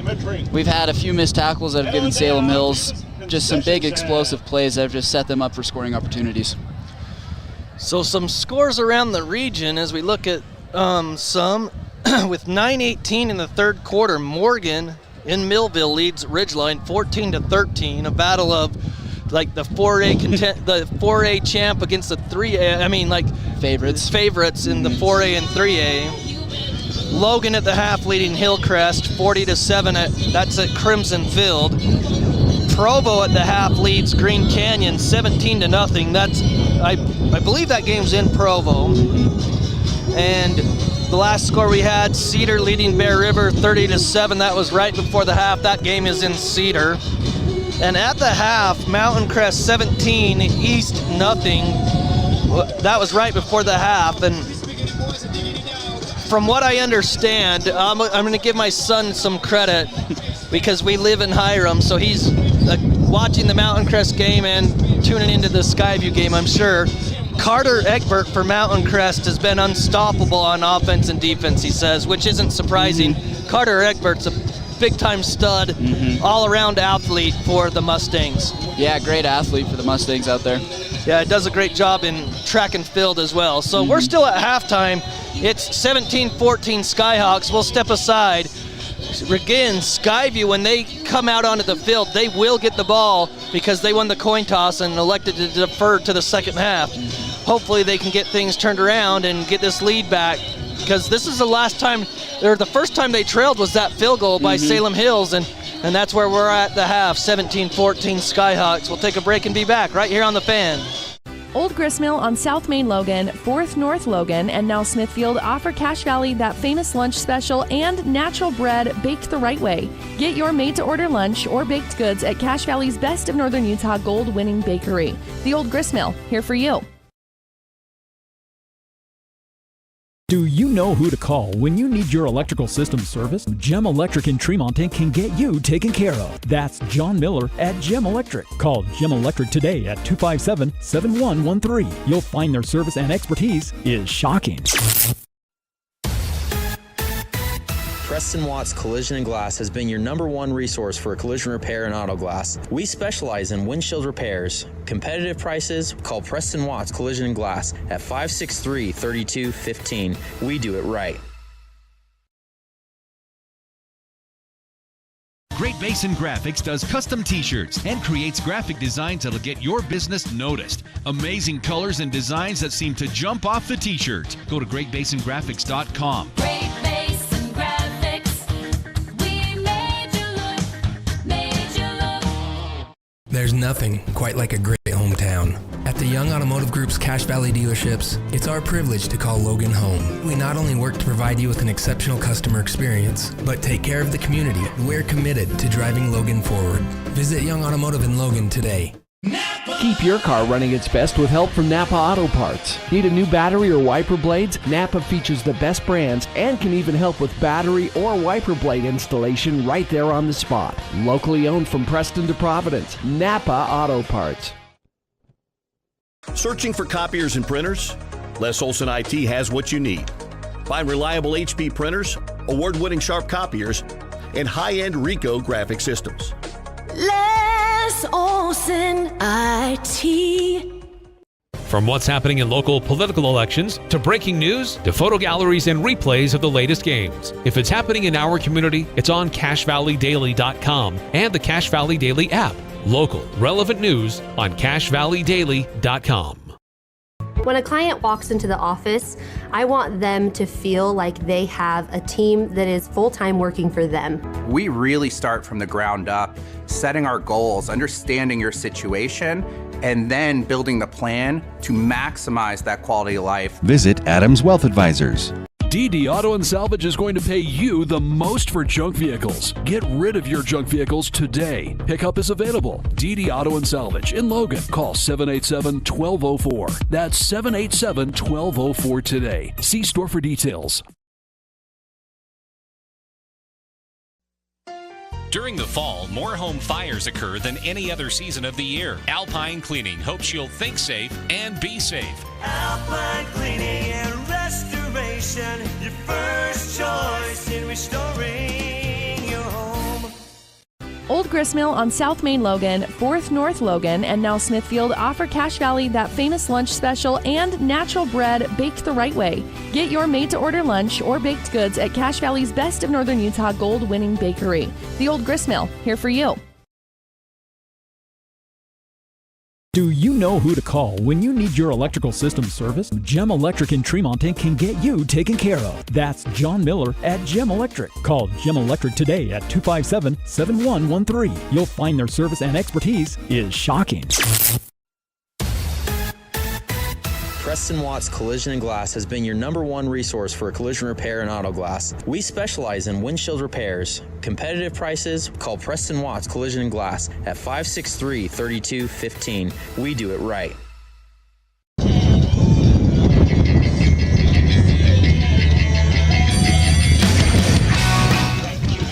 Welcome back to Salem Hills High School. It's John Newbold and Kason Carlson here. Skyview trails at the half 17-14, and Skyview will get the ball to receive here in the second half. So both teams are out there. They both warmed up. Hopefully they just let us start.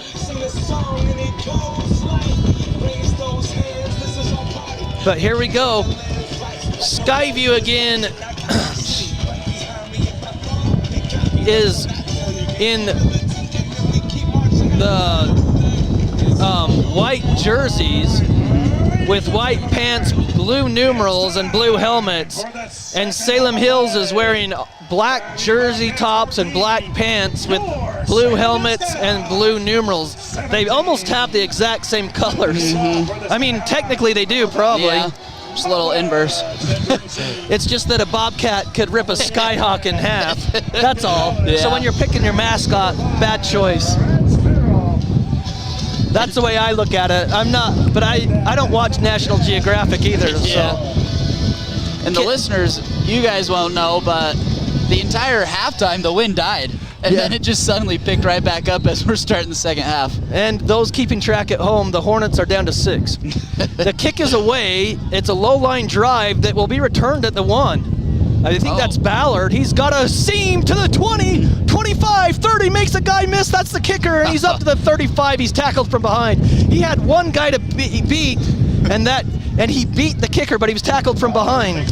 Yeah, the kicker just bought enough time for Sam Bradford, number 15 for Salem Hills, to come from behind and tackle Lincoln Ballard on the kick return.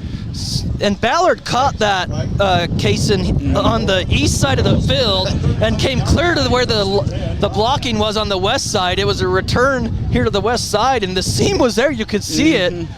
But he got up through there, and he's across to the 35. 1st and 10, Skyview. 3 receivers to the right. They fake the handoff. Clark rolls to the right, and he mishandled it when he tried to give it to Stokes or something, because Clark loses 2 yards.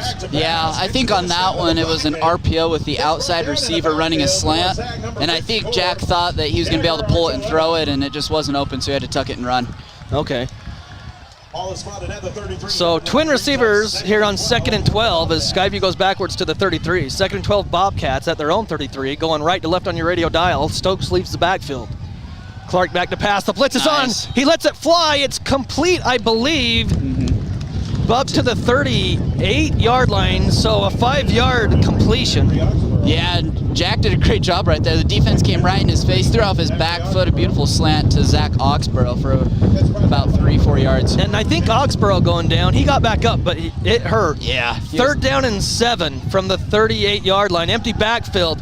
Penalty marker on the field. Clark has a lot of room. Throws it complete to the 50, the 45, 40. Skyview's in Salem Hills territory down to the 37, but I think it's coming back. I think it'll be an illegal motion on Xander Stokes. They motioned him out of the backfield to the near side, and I think he turned up a little too early. It negates a 24, 25-yard play. Illegal motion, you saw it, Kason. Yeah. So another miscue on the Bobcats, and this one hurts big time because instead of 1st down inside the 35 of Salem Hills, you're going to bring it back, and it's going to be 3rd and long. Yeah. So let's see where they mark it back. It should be a 5-yard penalty on illegal motion, so it takes it back to the 33-yard line of Skyview. 3rd down and 12 for the Bobcats. And that one's just rough because Xander didn't really have sorry, we're starting the play? Yeah, 3 receivers to the right. Go ahead, finish your thought. Yeah, Xander we motioned him out to the backfield to pull the outside backer out to open up that slant for Zach, and he didn't really have a route. There was really no need to turn up right there. 3 receivers right, 1 to the left. 3rd down and long. Clark back to pass. He throws it back. Shoulder pass complete. It's complete at the 48 of Salem Hills. What a catch by Zach Oxborough. Yeah, what a beautiful throw by Jack, and what a beautiful catch by Zach. Yeah. And I actually thought Jack was going to go over the top. I thought Zach had a little bit of a step, but beautiful back shoulder throw on the sideline. So 1st and 10, they give it off to Stokes. He's across the 35, leans backwards, and just keeps his legs moving to the 42-yard line from the 48, 6 yards. And he was dragged down by Sam Bradford, the middle linebacker for Salem Hills. 42-yard line brings up 2nd and 4 for the Bobcats. So 2nd and 4 Bobcats. After the 6-yard run, they turn around, hand off to Stokes again. He's got a crease, and he bowls over the defender and has got the 1st down. He needed 6, and he got 7. Yeah, and he just got brought down by the entire Salem Hills defense, as there was a huge buildup right at the 1st down marker. And John, I'm wanting us to see to go back. We just barely went with Zach on that one-on-one on the outside back shoulder. I want to see us go back to that, as Salem Hills is just playing press man coverage on our outside receivers. 37-yard line of Salem Hills, 1st and 10 Skyview. 3 receivers right, 1 to the left, 17-14. Skyhawks lead the Bobcats, 9:27 in the 3rd. Blitz is on. Clark rolls out to the right. He's still flushed out. He's going to run with it. He's upfield, gets a block, and he's got the 1st down to the 30. 31. I thought that was a good play by Jack, especially after you've thrown 2 interceptions in the 1st half. Don't force anything. Take what you can get. And if you have an open run for 6 or 7 yards on 1st down, take the run for 6 or 7 yards on 1st down. 7th play of the drive coming up. Stokes takes the handoff, big hole, and he's got he's near the markers. I think he's got it, but it's close. Yeah, the near side ref looks like it's going to be a little bit short, and the far side ref is joining him. So it's 3rd and 1. He needed 3 yards. He got 2. And I imagine we'll go right back to Xander. Stokes up the middle. He's stuffed, but he falls forward. Did he get it? It'll be close. It looks like he fell on top of the pile. So it should be a 1st then, but they're going to say no gain. 4th and 1. Yeah, and if I'm Skyview, this might be out of field goal range, but I'm going for it no matter what. I'm going for it, and I do the hard count. So twin receivers to each side. 4th and 1, Skyview at the 28-yard line of the Skyhawks. Clark looking to the sideline. He's got plenty of time with 15 seconds on the play clock. Game clock down to 8:15. And Salem Hills has about 7 or 8 defenders in the box ready for the run. And now a timeout, Skyview. Coach Alder didn't like what he saw, or that they weren't lining up. So 4th and 1, Skyview takes a timeout with 8:11 here in the 3rd quarter. A huge a huge 4th down and 1 coming up. We'll take a 30-second break and be back right here on the Fan. Old Gristmill on South Main Logan, 4th North Logan, and now Smithfield offer Cache Valley that famous lunch special and natural bread baked the right way. Get your made-to-order lunch or baked goods at Cache Valley's Best of Northern Utah gold-winning bakery. The Old Gristmill, here for you. Welcome back to Salem Hills. It's a 17-14 game. Salem Hills with the lead over Skyview. 8:11 in the 3rd. Skyview, 4th and 1. At the 28-yard line of Salem Hills, 9th play of the drive that started at their own 35. And once again, Salem Hills coming out with about 7 defenders right in the box, right up on the line of scrimmage. Clark takes it, gives it to Stokes. He's gone! He pulls over a defender across the 20 to the 19. There was a huge hole on the left side, Kaysen. Yeah, that was great. And Xander just broke right through it, ran over number 12, Jake Polson, the safety for Salem Hills. And that was a touchdown-saving tackle for Salem Hills. 1st and 10, Skyview at the 19 on the left side. Stokes for 9. He only needed 1. Back to pass. Clark throws low, incomplete. It was a low on the out route for Ballard.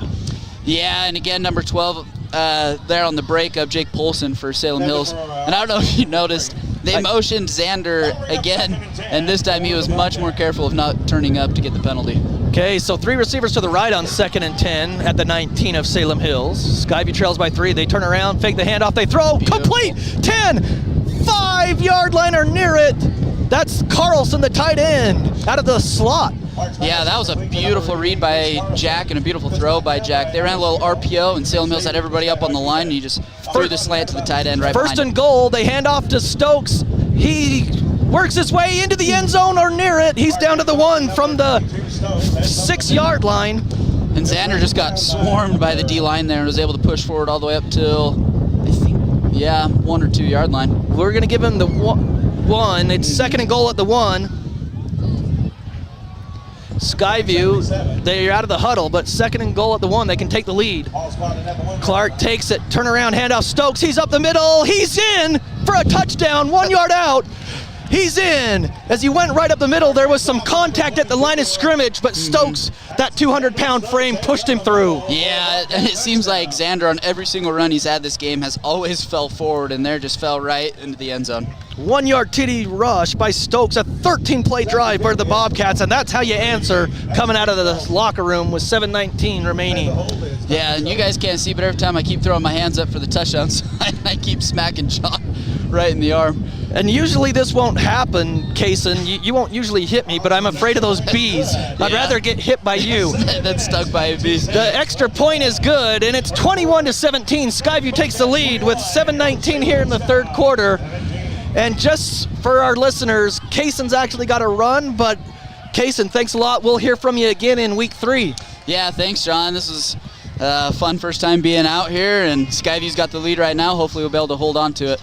And go Cats. Yeah, always go Bobcats. We'll take a short break and be back right after this on The Fan.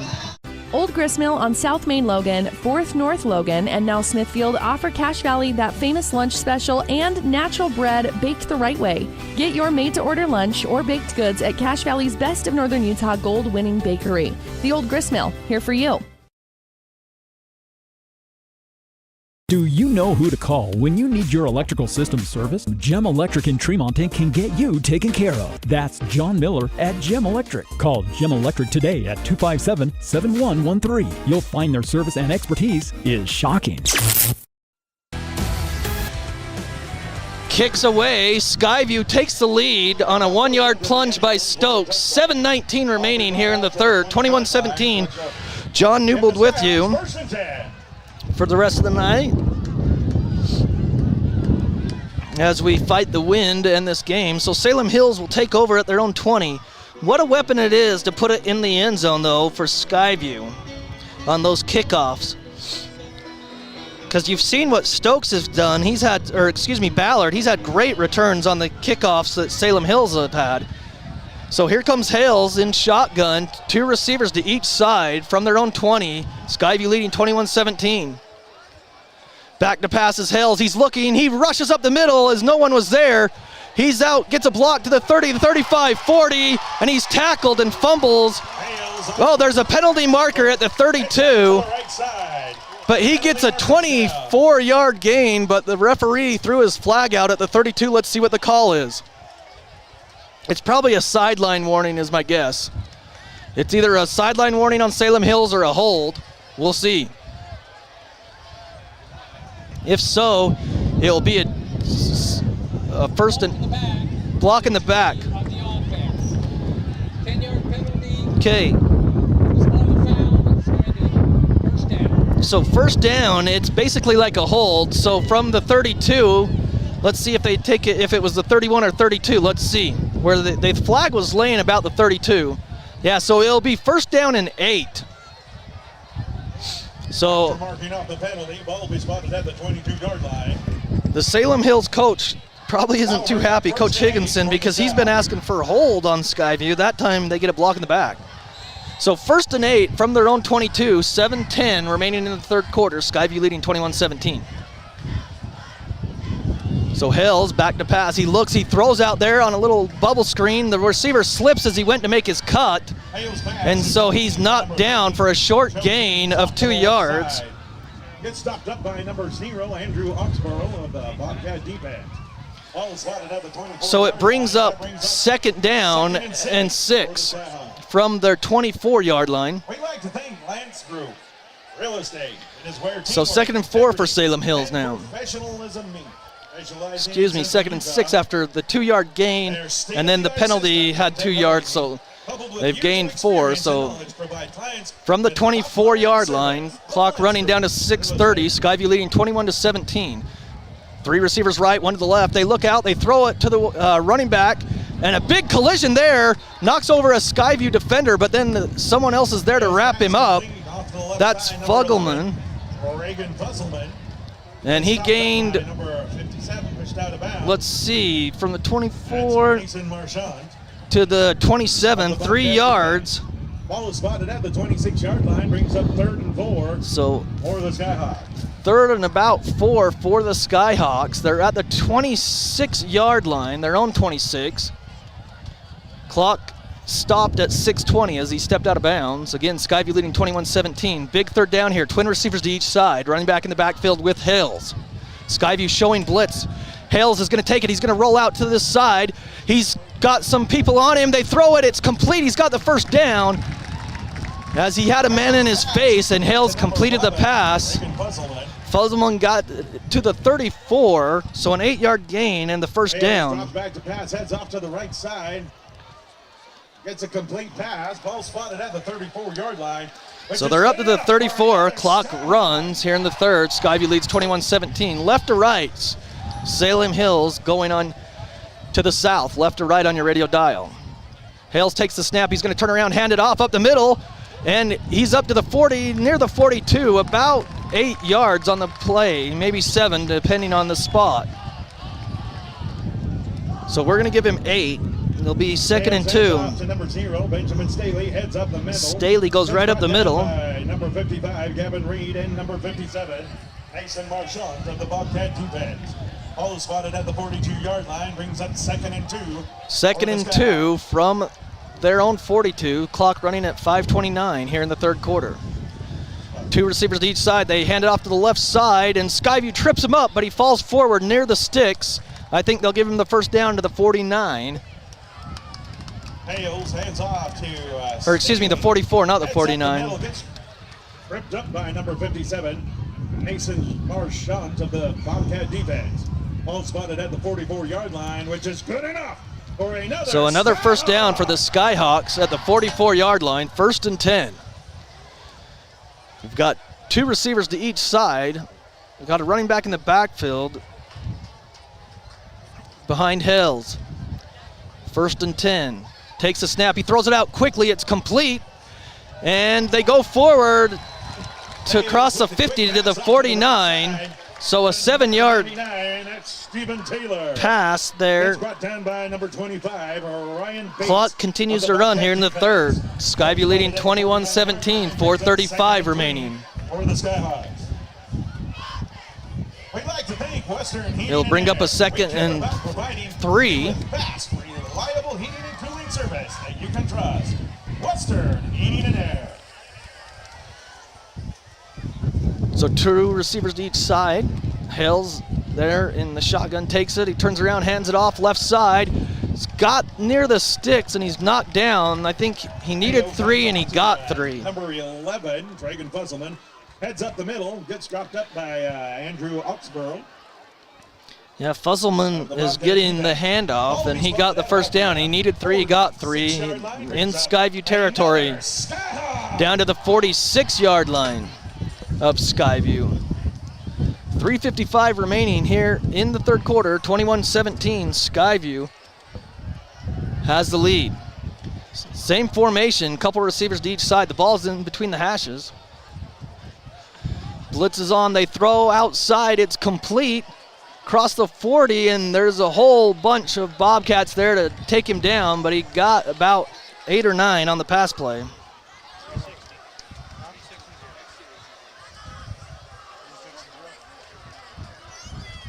Fails pass, complete to number 4, Peyton Higginson, off to the left side, gets brought down by number 3, Zachary Oxborough. They give him 8 yards.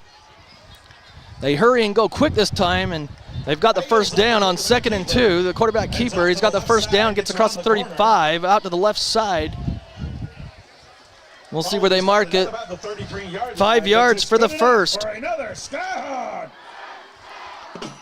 So a 10th play of the drive coming up for the Skyhawks that started at their own 20. Here in the third quarter, 3:12. Clock stopped, 21-17 Skyview. They're at the 33 of Skyview, Salem Hills is. They've got 2 receivers to the left side, the short side of the field. They've got 1 receiver to the right side, the wide side. Turnaround handoff, Skyview shows blitz, they come, and they knock down Fusselman after a run of about 3 or 4. Down by number 25, Ryan Bates of the Bobcat defense. Ball is spotted at the 29-yard line, brings up 2nd and 6. 2nd and 6, they give him a 4-yard run, so Fusselman, they've done one rush, then a pass, then 2 rushes in a row, as they're just fine letting this clock run, giving their defense some good rest. Twin receivers to each side. They're at the 29-yard line of Skyview, 2nd and 6. Hales back to pass, rushes on, he throws, he's got a man out there, good coverage by the Bobcats, and he caught it. Wow, the defender was right there. I don't know how he caught it, but he did. From 29 yards out, it's a touchdown. What a pass by Hales and what a catch by the receiver. The Bobcat defender, I didn't catch the number, but he was right there in pass coverage. The receiver went down and caught it. What an amazing catch and a pass. And the Skyhawks take the lead back, 23-22, or 21. Holding number 13, Tage Miller. So, waiting the extra point.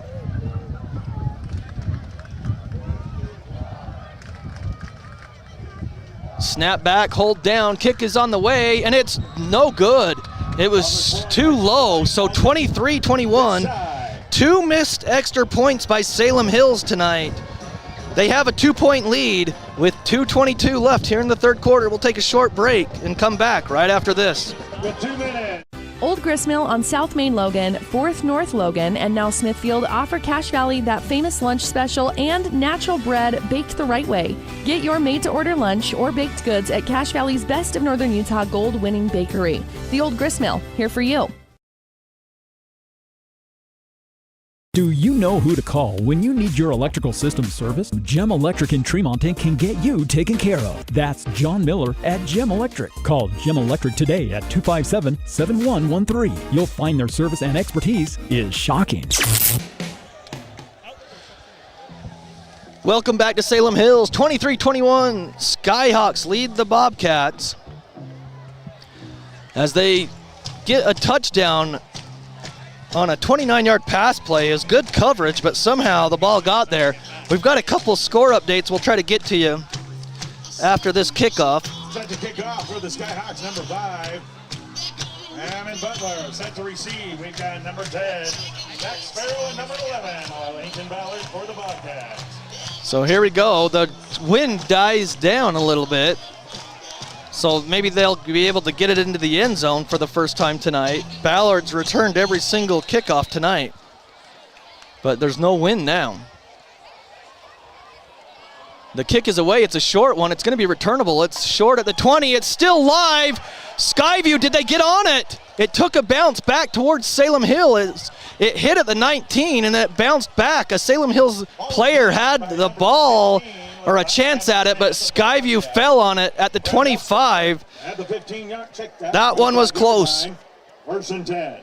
So Skyview will take over at their own 25 with 2:22 left. Custom slaughtering and processing for beef and pork. Check out our website at www.circlevmeat.com or come in and buy or see our retail sales. So Skyview takes over at their own 25. 2:22 left in the third quarter. 23-21 Skyhawks. They lead the Bobcats. Skyview going right to left on your radio dial towards the north.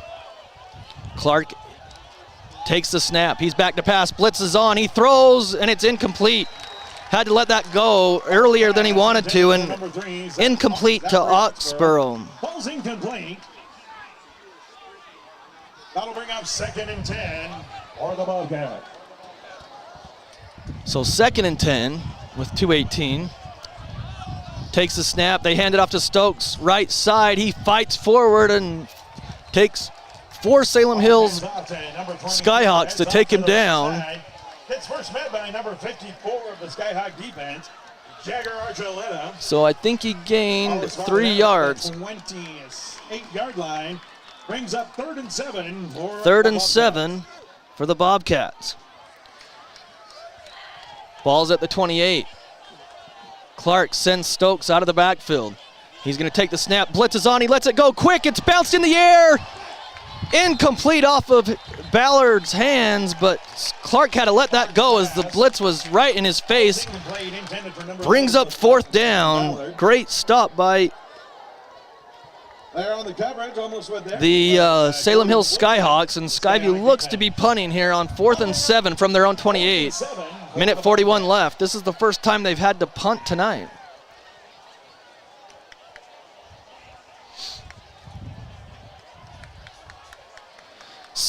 The Skyhawks send a returner back to his own 30.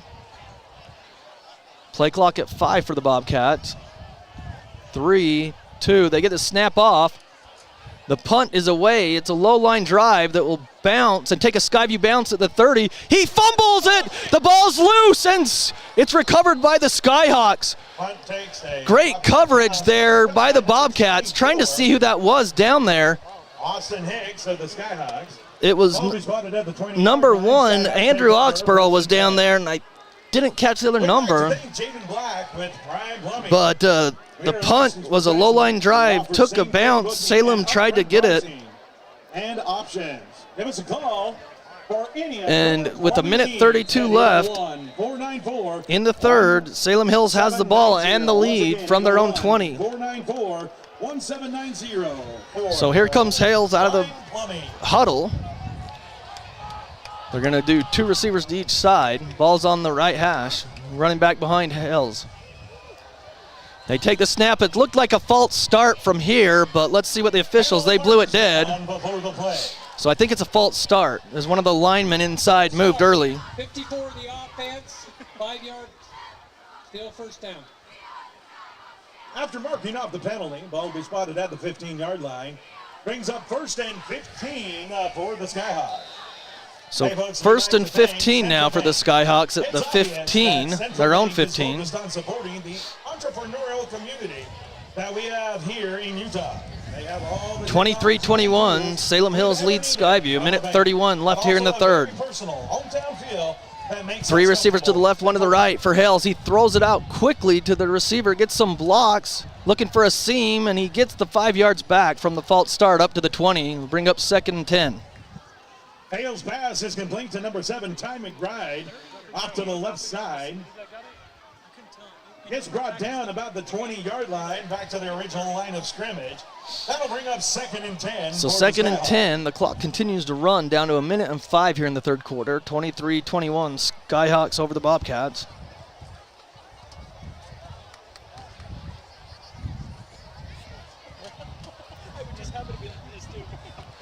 As they're still in the huddle with 8 seconds, running some players off, down to 5, down to 4. They're going to have to call a timeout or it's going to be a delay. Down to 3, they get up to the line, 2, 1, and now a timeout, I believe, from the sideline. And yeah, that Salem Hills takes their timeout with 42 seconds. 23-21, Salem Hills leads the Bobcats. We'll keep it here, give you some score updates from around the teams in the Valley. So Ridgeline has a 13-point lead in the fourth quarter, 27-14 over Morgan. They trailed 14-13 in the third quarter. But it's 27-14 Ridgeline over Morgan with 6:38 in the game. Cedar leaves Bear River 37-14. Mountain Crest over East 31-0 in the fourth quarter with about 9 minutes. That game is in Salt Lake. So Mountain Crest leads 31-19. Last score we had from Provo. Provo leads Green Canyon 20-7 with 36 seconds in the third quarter. But the last we heard, Green Canyon got the ball back off a fumble, but we haven't heard any score updates. So again, thanks for tuning in tonight at 1390 AM, 106.9 FM The Fan. Also, video provided on CashValleyDaily.com of this game. Shane Larson running the camera for us. 3 receivers right, 1 to the left. Hales back to pass. So on second down, he throws over the middle, complete across the 30, and he's bent in half, but he has enough for the first down up to the 33-yard line. Got 13 yards for the first.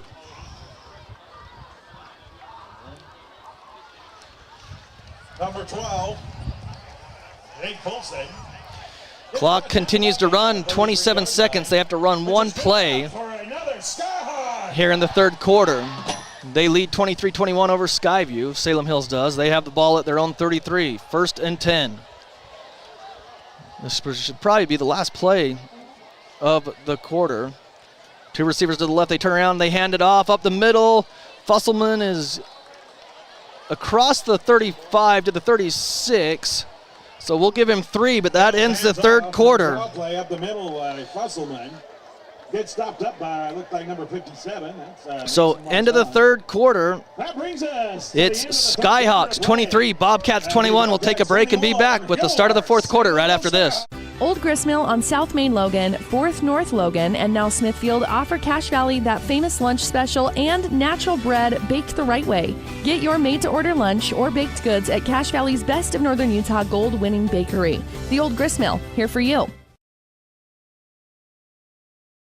Do you know who to call when you need your electrical system serviced? Gem Electric in Tremonton can get you taken care of. That's John Miller at Gem Electric. Call Gem Electric today at 257-7113. You'll find their service and expertise is shocking. Preston Watts Collision and Glass has been your #1 resource for collision repair and auto glass. We specialize in windshield repairs. Competitive prices, call Preston Watts Collision and Glass at 563-3215. We do it right. Great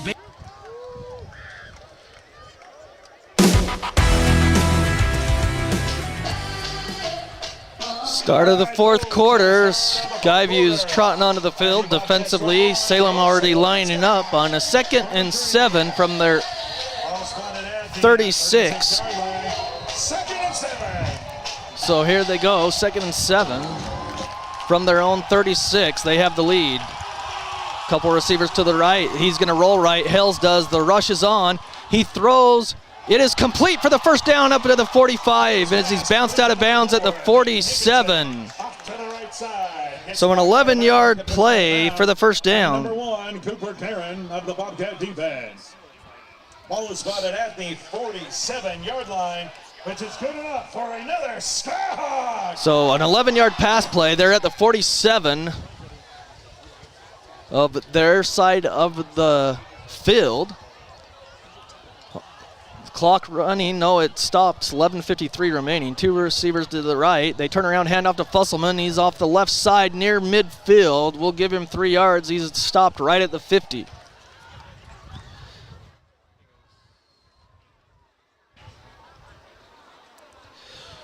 So 6th play of the drive that started at their own 20. And there's an injured Salem Hills player with the clock stopped at 11:34 as the trainers are out there. So the clock stops. It'll be a 2nd and 3 or 2nd and 7 when we come back. Again, Skyview, they'll face Morgan next week. And then they have Spanish Fork. So they have 2 games at home next week. They'll have Morgan next week, and I'll be joined by John Russell next week. And then, and of course, the debut of the new press box at Skyview for football.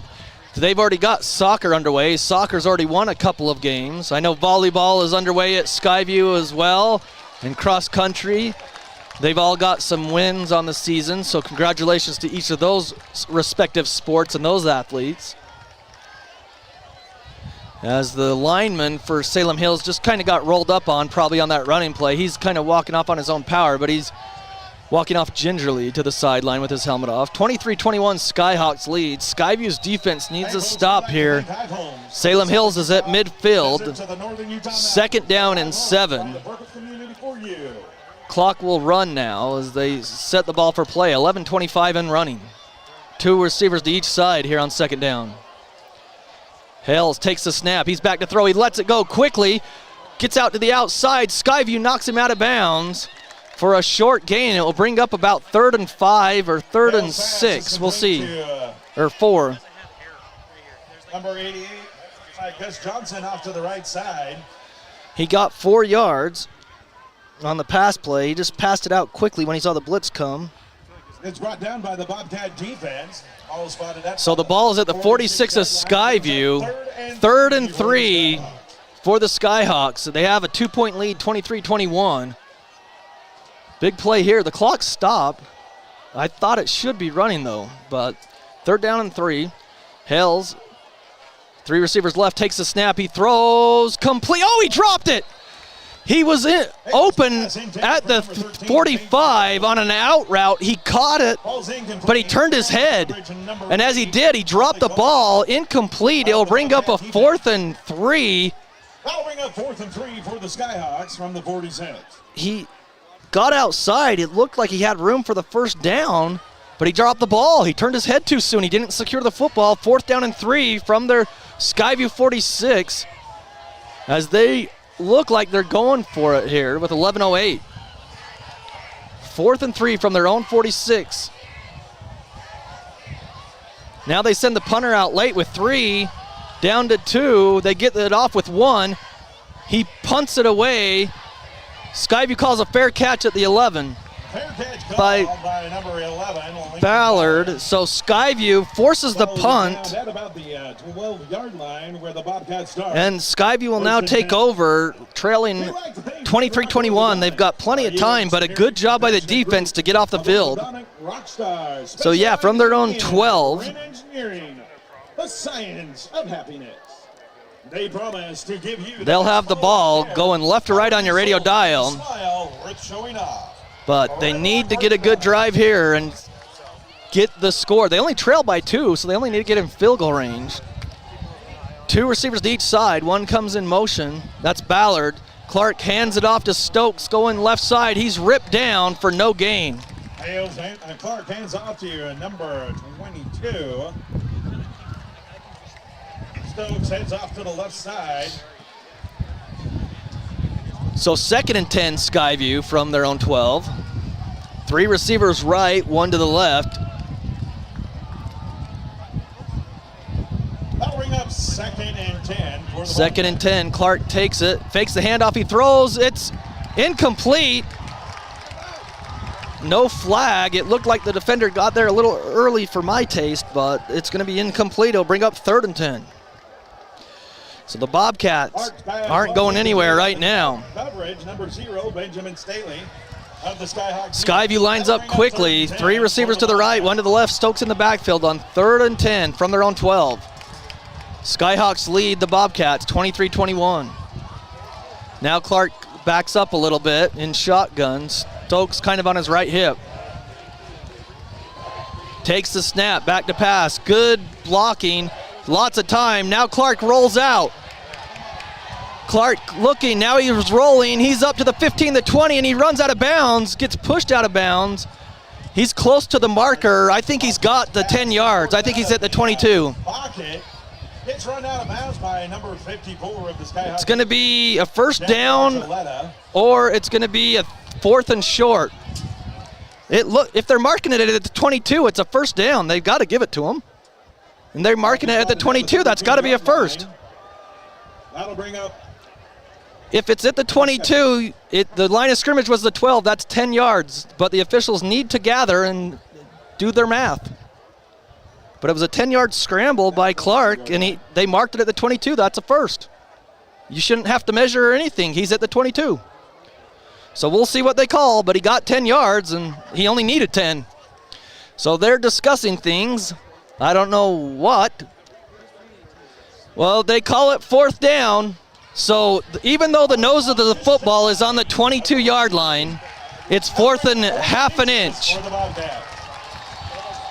So here we go. Under center's Clark. Now he backs out. Stokes behind him. Gives it. No, they go the wrong way and they get the sack. Hands off to number 22, Stokes. Clark turned to the left, Stokes went right, and just like that, Skyview turns it over on a big loss. And if I don't know, to me the officials really botched that. They either need to measure or you just give them the first down. They marked the ball at the 22, but now it's back at the 17. Take over on downs. First and 10 from the 17. So Salem Hills takes over, and they're inside the 20 already at the 17. They hand it off, nothing doing there. It's going to be a loss of 1. Off to number 11, Dragon Fusselman. So Fusselman loses a yard, I think. 59, Ben Mahue. And number 77, looked like. All spotted at So 2nd and 11 now. They lose a yard back to the 18. Ball's in between the hash. They're at the Skyview 18 as Skyview turned it over on downs. 2 receivers to each side. Running back behind Hales. Skyview kind of showing blitz. Hales has it. Nice blocking. They throw it up there. Incomplete. The receiver went inside. The pass was outside. Incomplete in the end zone, and it brings up 3rd down. There was some contact, but I think the ball was so far overthrown and the receiver went inside, so incidental contact. 3rd and 11, 9:21 on the clock. This would be a big play for the Bobcat defense to hold strong. If they can hold them here to a 4th down and force a field goal. Well, let's see what happens. 9:21 remaining in the game. Skyhawks lead 23-21. They got a bunch formation. 3 receivers on the right side, 1 to the left. Running back in the backfield with Hales. Back to pass. Hales looking. He sets up the screen. He's got it to the 15, 10, and he's hit inside the 10 and taken down, but he's got the first. He needed 11, and he got 11. Has a screen off to the left side. Pass is complete. Nice play call there for the screen. It's brought down by number 0, Andrew Oxborough of the Bobcat defense. So the ball, At about the 7-yard line. 7-yard line. 1st and goal at the 7 for Salem Hills. Clock running under 9 minutes to go. They lead 23-21 over the Bobcats. Salem Hills has never beaten Skyview in this series. Skyview's 3-0 all time. So you got 2 receivers to the right for Hales. Running back behind him, takes the snap, turn around, hand it off. He's got it on the left side, he's tackled. They just grabbed his legs. He stretched forth to the 4-yard line, a 3-yard run. Once again, Hales hands off to number 11, Dragon Fusselman. Gets some great blocking by that offensive line of the Skyhawks. So 2nd and goal at the 4-yard line for Salem Hills. Keegan on Castle of the Bobcat defense. Ball is spotted at about the Clock continues to run. 2nd and goal for the Skyhawks.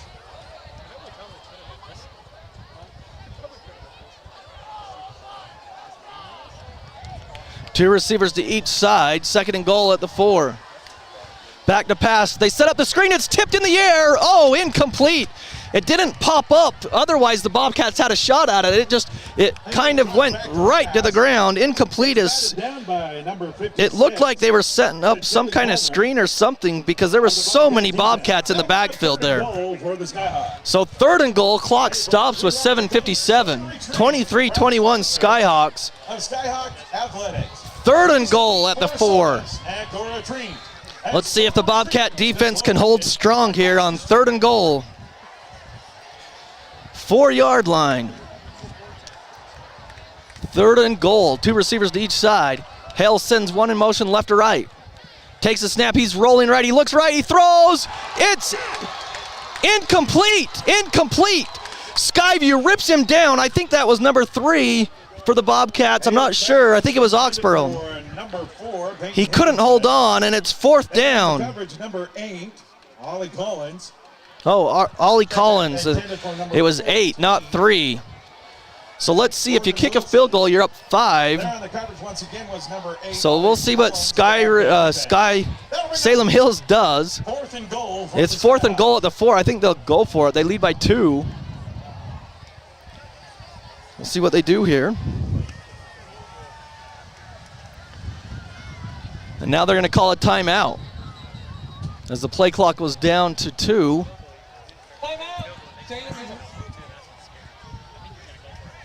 So 23-21, 7:52 remaining. I think they're going to talk about one of their goal line plays and use one of their favorite plays and go for it here. Because even if you don't get it, you've pinned the Bobcats. Your real estate needs.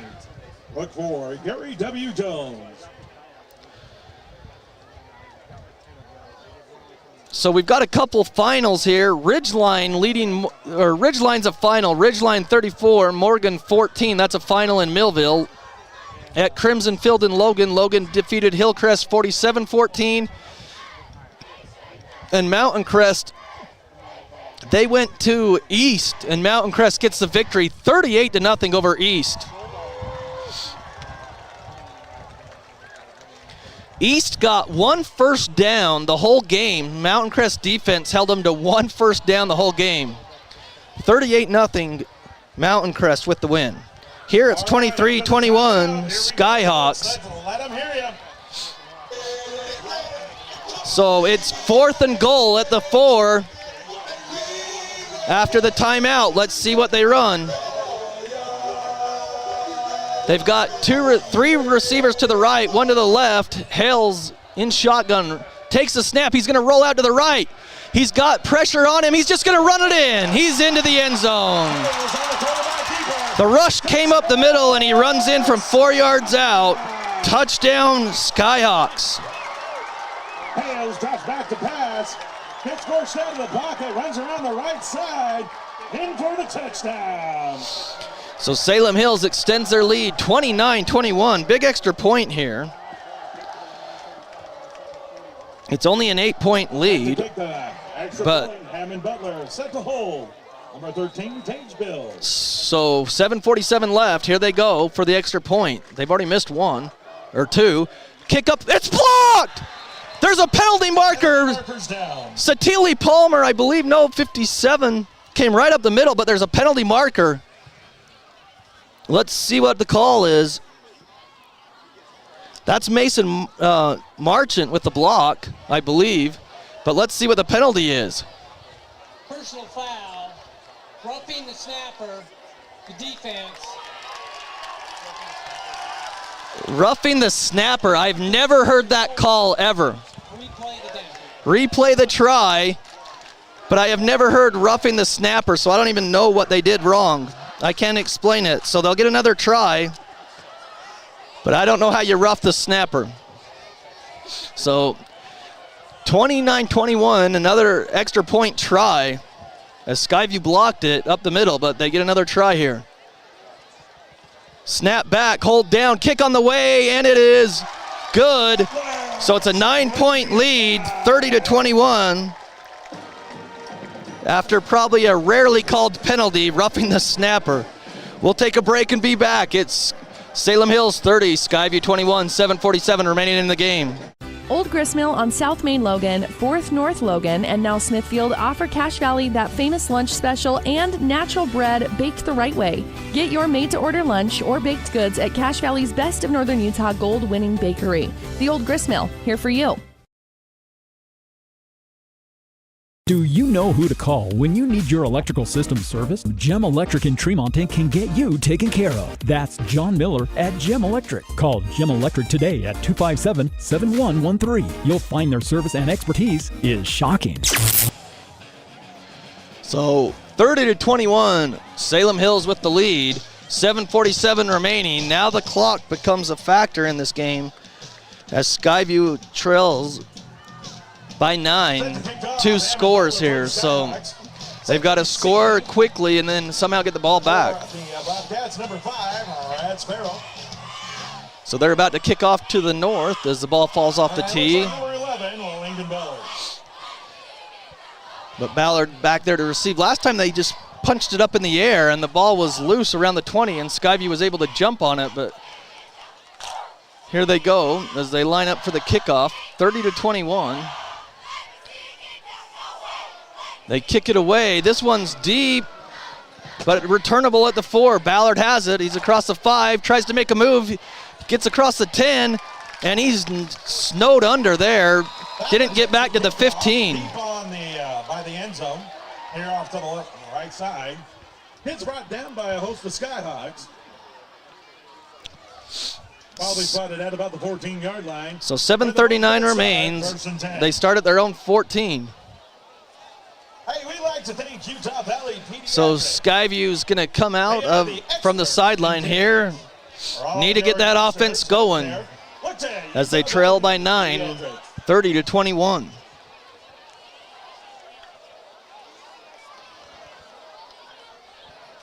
Still getting ready and lining up here with 9 seconds on the play clock. They've got a couple receivers to the left, one to the right for Clark. He's got Stokes behind him. He takes the snap. He fakes the handoff. Still looking. The blitz gets in. They let it go. It's complete to Carlson. Makes a move at the 16 across the 20, and maybe a face mask there.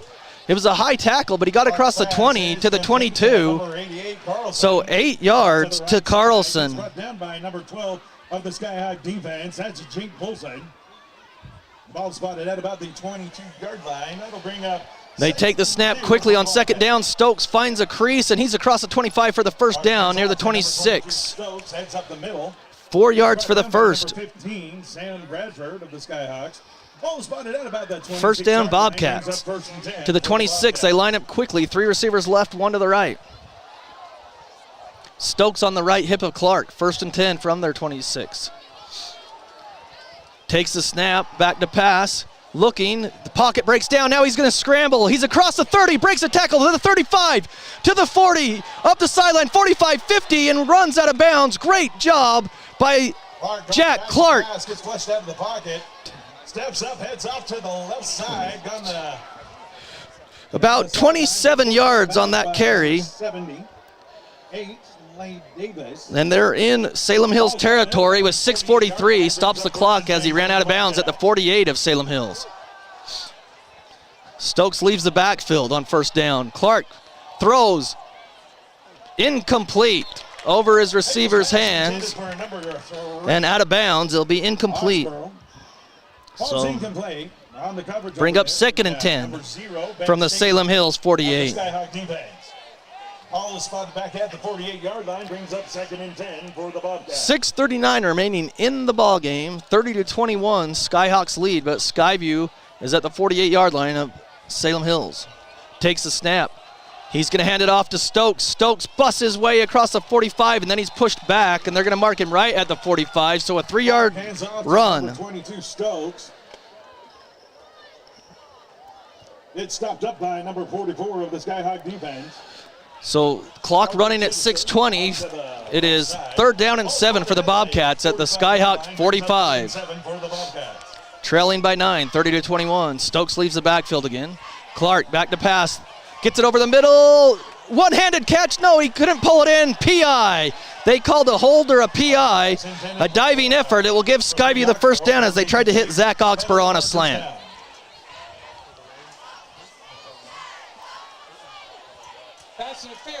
So PI. 15-yard penalty. Result first.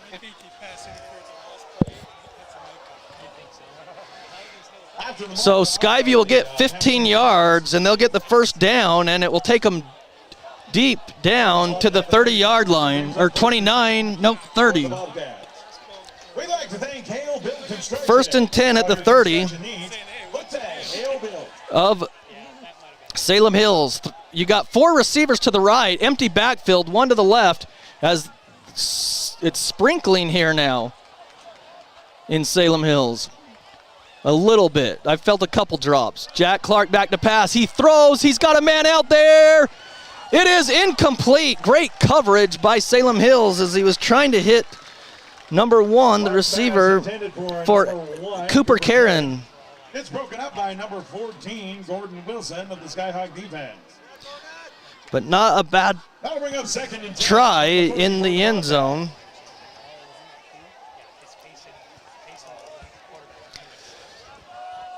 So 30-21, Skyhawks lead. 6 minutes exactly in the game. 2nd and 10.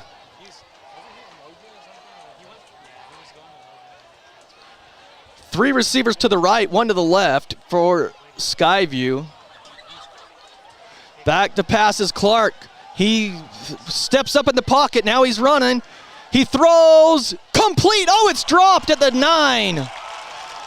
Clark held on to that ball a long time. He could have run, but he saw his receiver open at the 9, and it's incomplete to Karen. Ball's incomplete. That'll bring up 3rd and 10 for the Bobcats.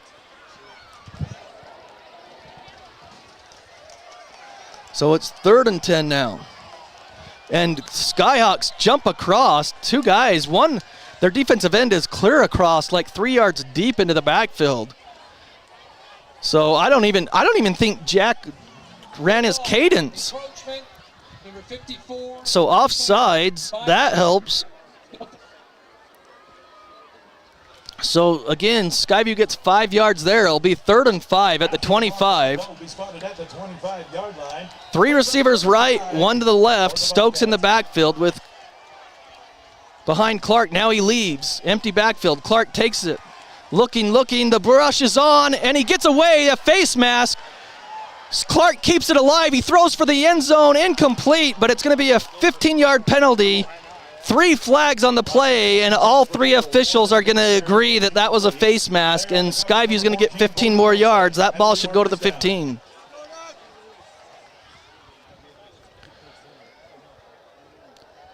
So an offsides and then a face mask there. And Jack kept the play alive. He stayed on his feet as he got his head ripped off. And then he threw it down inside the 5-yard line, but it was incomplete. But 15 yards takes the ball down to the 15. Skyview with 5:42. If they can cash in here quickly. It's a big personal foul there on the face mask because Skyview's got to cash in. They haven't had to use their timeouts. So it's 1st down. Wow, they got about 17 yards on that one. The ball went from the 30 to the 20, or let's see, that's the 13. So they got 17 yards out of that. Clark back to pass. He throws, lobs it for the end zone. Incomplete over the head. He kind of bobbled it when he caught the snap, and then he was on his back foot, and he just threw it up for grabs. Incomplete in the end zone. Ball's incomplete. There on the coverage, number 0, Ben Salem. So of the Skyhawk defense. That'll bring up 2nd and 10 for the Bobcats. 5:35 remaining in the game. 30-21 here on the Fan. 106.9 FM, 1390 AM. Also streaming video at CashValleyDaily.com. Clark takes it on 2nd down. They pitch it out to Stokes. He's got a lot of room. To the 10, the 5, the 4, and oh, he is pop-canned. That's not actually Stokes. Clark pitches out to number 5. That was Rad Sparrow that time. Rad Sparrow. As he got from the 15, and he was pop-canned there inside the 5 at the 3. That'll be up 2nd and inches. So from the 12 down to the 2, then they turn around, hand off to Stokes. He barrels his way into the end zone. Is he in? Yes, he is, from 3 yards out. So Rad Sparrow takes it 12 yards. Or excuse me, not 12 yards. He was at the 13, down to the 3, so they gave him 9 for Sparrow, and then from 3 yards out, Stokes up the middle for the touchdown.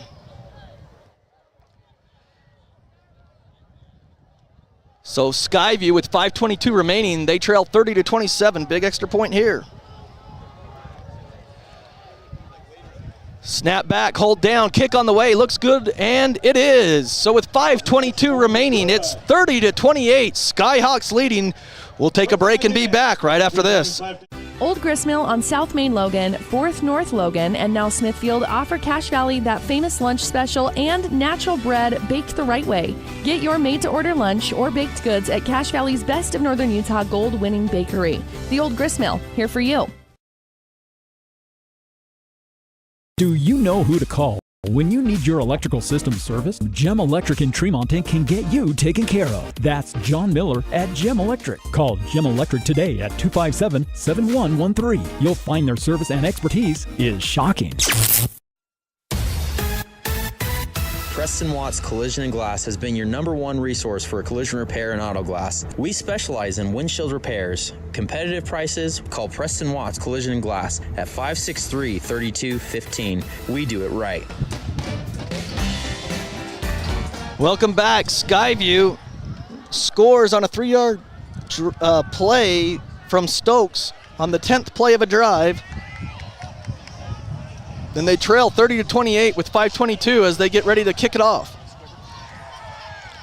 Carlson boots it away, and it's going to go clear back into the end zone about 9 yards deep, so Salem Hills will start from their own 20. And the rain's starting to come down. Little bit of sprinkles here at Salem Hills.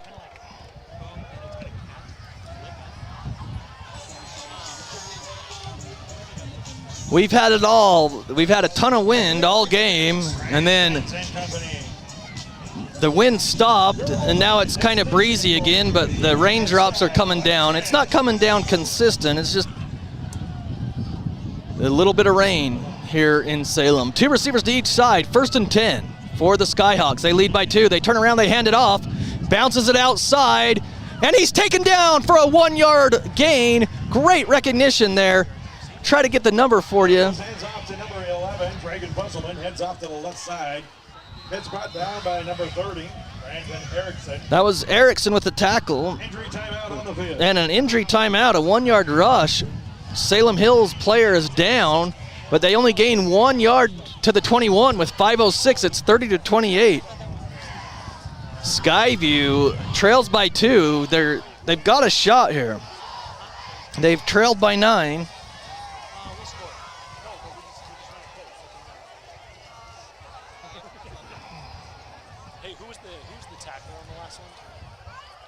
They said Erickson was on the tackle. I didn't catch the number, but that's what the PA guy said. So we're going with Erickson. 30-28. Skyhawks lead with 5:06 here on the Fan. 106.9 FM, 1390 AM. Also, streaming video on CashValleyDaily.com. You can always catch the games there or the replays of all the Valley teams there at CashValleyDaily.com. Just go to the sports section and click the team that you want to watch. And there's photo galleries and news stories from around the Valley and region. So now there's a 5:06. The clock stopped. It is 2nd down and 9 from their own 21. Salem Hills leads 30-28. The referees are having a discussion. The ball's on the left hash on the west side of the field. And they've got a couple of receivers lined up on the far side of the field, on the wide side on the east, and one on the left. That'll bring up 2nd and 9 for the Skyhawks. 2nd and 9. 21. So Hills, as they start the clock, 2nd and 9 for the Skyhawks. 3 receivers to the right, 1 to the left. As they're letting that play clock roll down, 4:55 left on the game clock. Play clock down to 10. Hills is letting it run down to 5, down to 4. Now he takes a snap. He's going to run to the right side. The rush is on. They hit him. He spins out of it, and he's taken down at the 25. It could have been a loss, but 4 yards to the 25. Flushed out of the pocket. Gets brought down by number 8, looked like Ollie Collins. Ollie Collins knocks him down as the rain starts to come down a little bit more. 3rd and 5 with 4:15 remaining. Skyhawks 30, Skyview 28.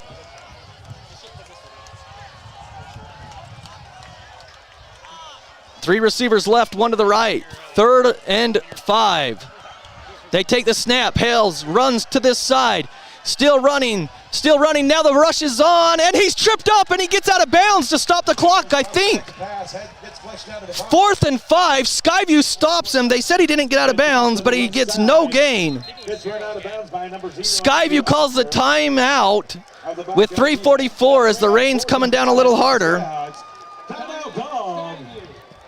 Timeout Skyview, their first.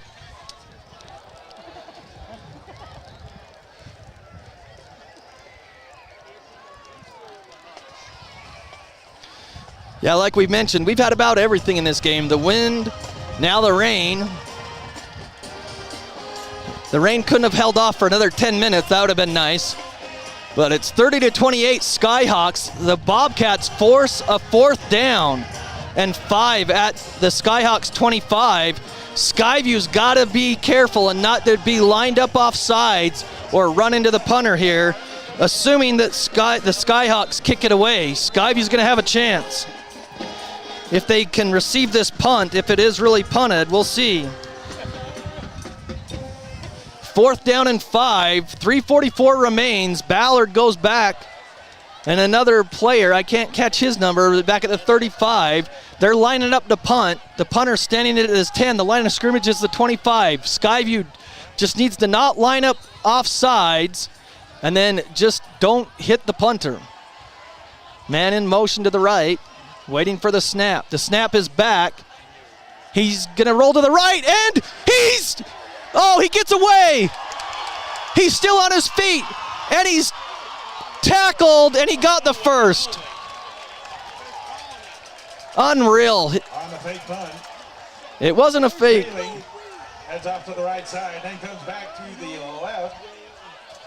Waiting on a Skyview missed a tackle in the backfield, and the punter made something out of nothing. Was his rear end down before the 30. And they give him the first down. Here's the thing that bothers me about the officials on that. They gave him the first down. Skyview had 10 yards from the 12 to the 22, and they didn't even give him the first down there, and they didn't even measure. Here, they don't even measure when it was at the 25. He was either down, and he's at the 30. It should be at least a measurement, but they just give him a first. Unreal. Some home cooking now with 3:23 left. 30-28, Salem leads. They're at the 30-yard line. 1st and 10, their own 30. They're letting that play clock run down to 8 for Hales, down to 7, down to 6, down to 5, 4, takes the snap, they hand it off, up the middle, breaks free across the 35 to the 37, and now they move it up to the 38. So he gets 8 yards. By that offensive line up through the middle. It's tripped up by the Bobcat defense. So 8 yards there, bring up 2nd down and 2 at the 38, 2:40 remaining.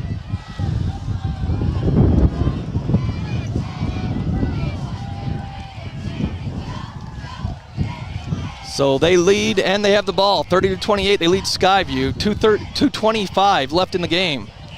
Couple receivers to each side. Salem Hills takes it, they hand it off, and he's buried in the backfield. A loss. Back at the 34. Satili Palmer, the Idaho State commit, got through there and just took him down and buried him at the 34. A loss of 4, 3rd and 6. And a timeout by the Bobcats.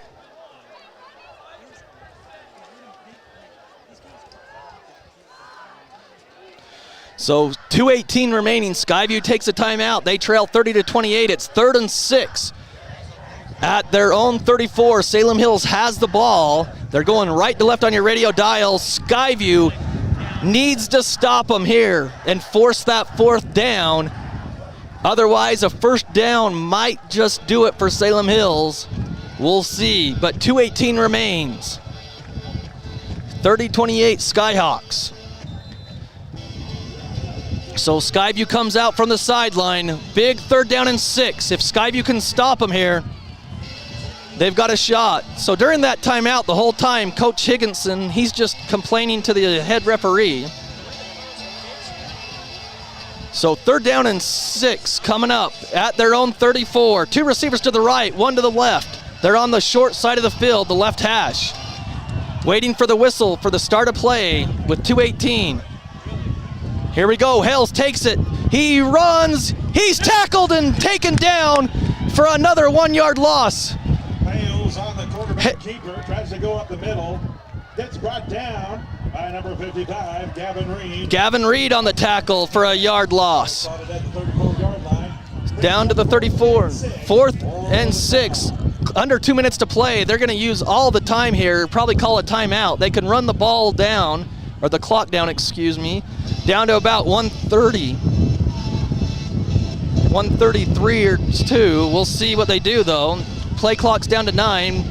or play clock down to 1:38. Ballard goes back, down to 2, down to 1, timeout with 1:32 left. So 4th and 6 from their own 34. They'll be punting it away with 1:32 left. That's their Salem Hills' last timeout. Skyview, I believe, has 1, maybe 2, but I think it's 1. But it's 30-28 with 1:32 left. Skyhawks will be punting to Skyview.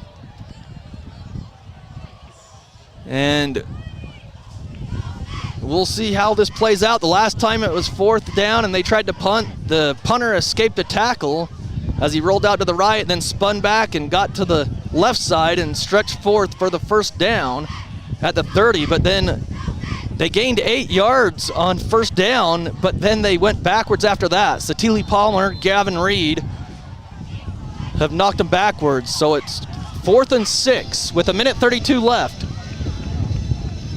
From their own 34, Salem Hills will be punting to Lincoln Ballard, who's standing at his own 32.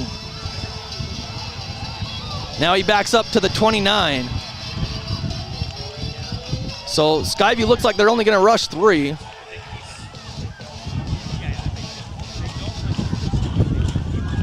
Waiting for the snap is the punter. They still haven't snapped it. They're trying to draw Skyview offside. Skyview's not moving. There's the snap.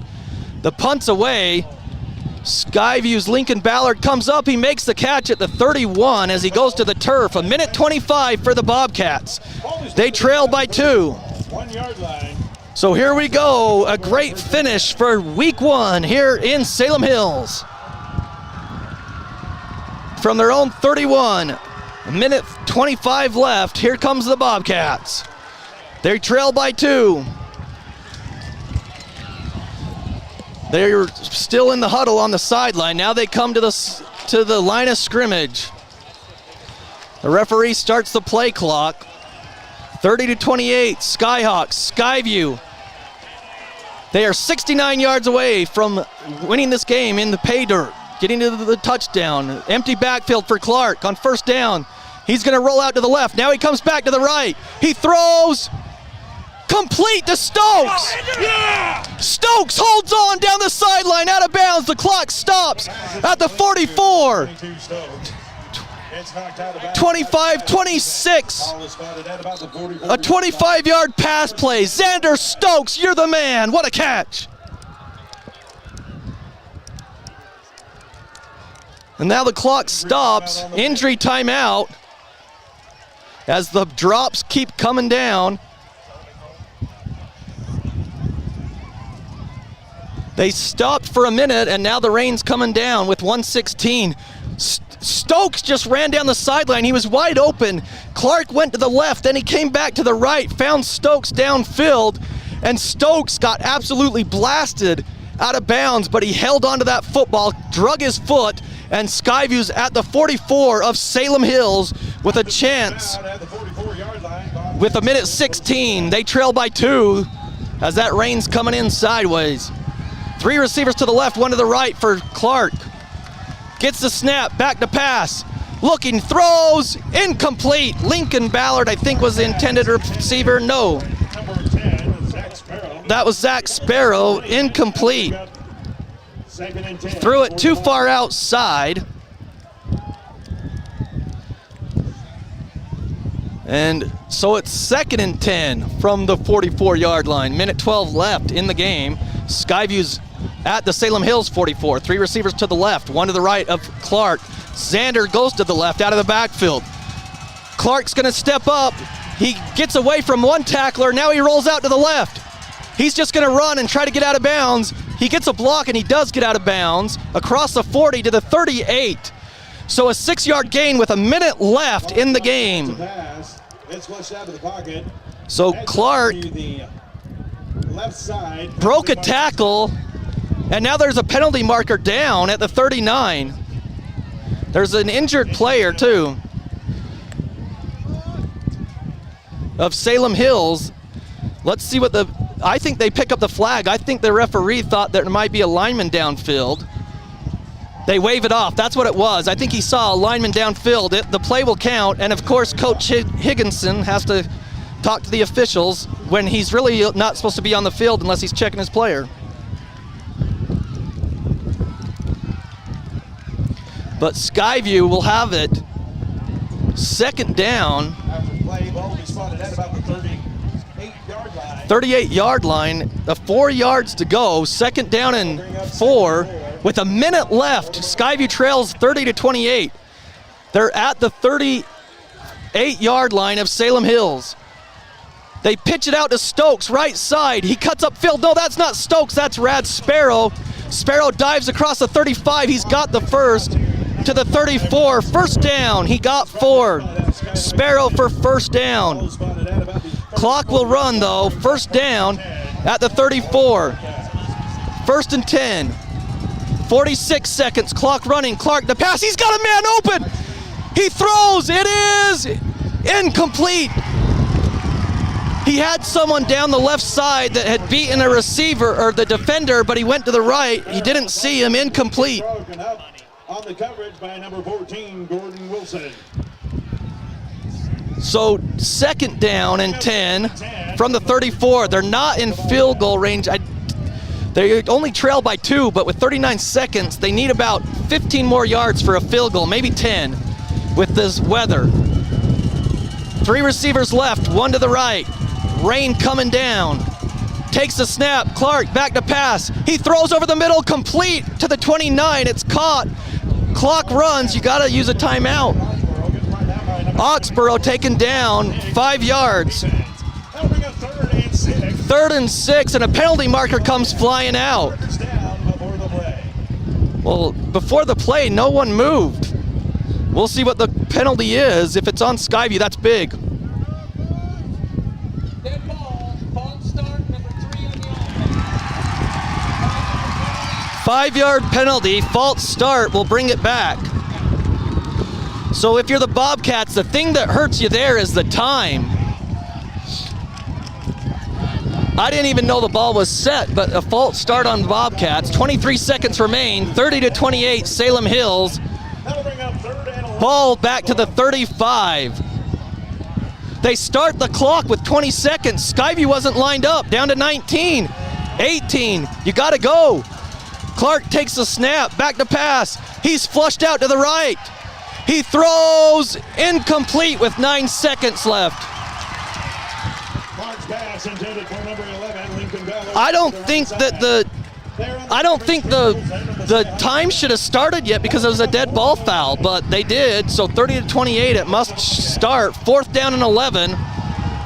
You need the first down or a touchdown here. 4th down and 11 from your own, or from the 35. And they're going to line up for a long field goal. If Skyview's got a timeout, you got to use it. They're going to line up for a 52-yard field goal from the right hash. Snaps back, hold is down, it's blocked. And the ball's loose and Salem Hills will win with 3 seconds, it's blocked. So a 52-yard field goal is going to be blocked, and that's going to probably do it with 3 seconds. Salem Hills will just have to kneel it down. I didn't think Skyview used their timeouts, but they must have not had any, or they would have used them there in that situation. So they're going to drop their opener. The first time they've lost to Salem Hills, they'll lose 30-28 here. Salem Hills wins with 3 seconds left. Is a 52-yard attempt that was blocked as the rain continues to come down. Skyview went back and recovered it in the 43-yard line, their own 43, and Salem Hills bottled it up. So they'll just take the snap and kneel it down with 3 seconds, and they'll get the victory 30-28.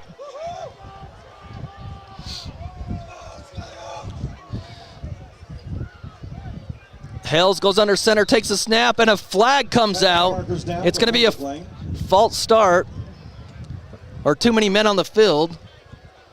One of the two. I mean, if you want to get real technical, it's a 5-yard penalty, and they should be 3 seconds on the clock. They put it back on. So But again, they just need to snap it without any penalties and then nil it. But they had the penalty there. First and 15 for the Skyhawks. So they take the snap, or they're going to. He's under center, takes the snap, kneels down, and that's going to end it. Salem Hills gets the victory, 30-28, as they block a 52-yard field goal. And the clock runs out. Salem Hills gets the victory, 30-28. With the weather, we're just going to end it here.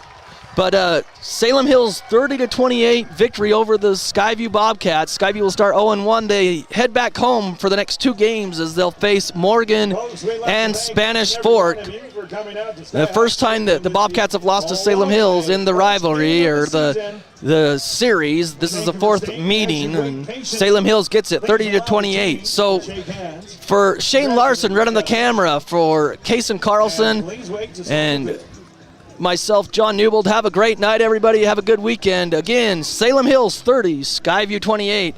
Have a great night, everybody.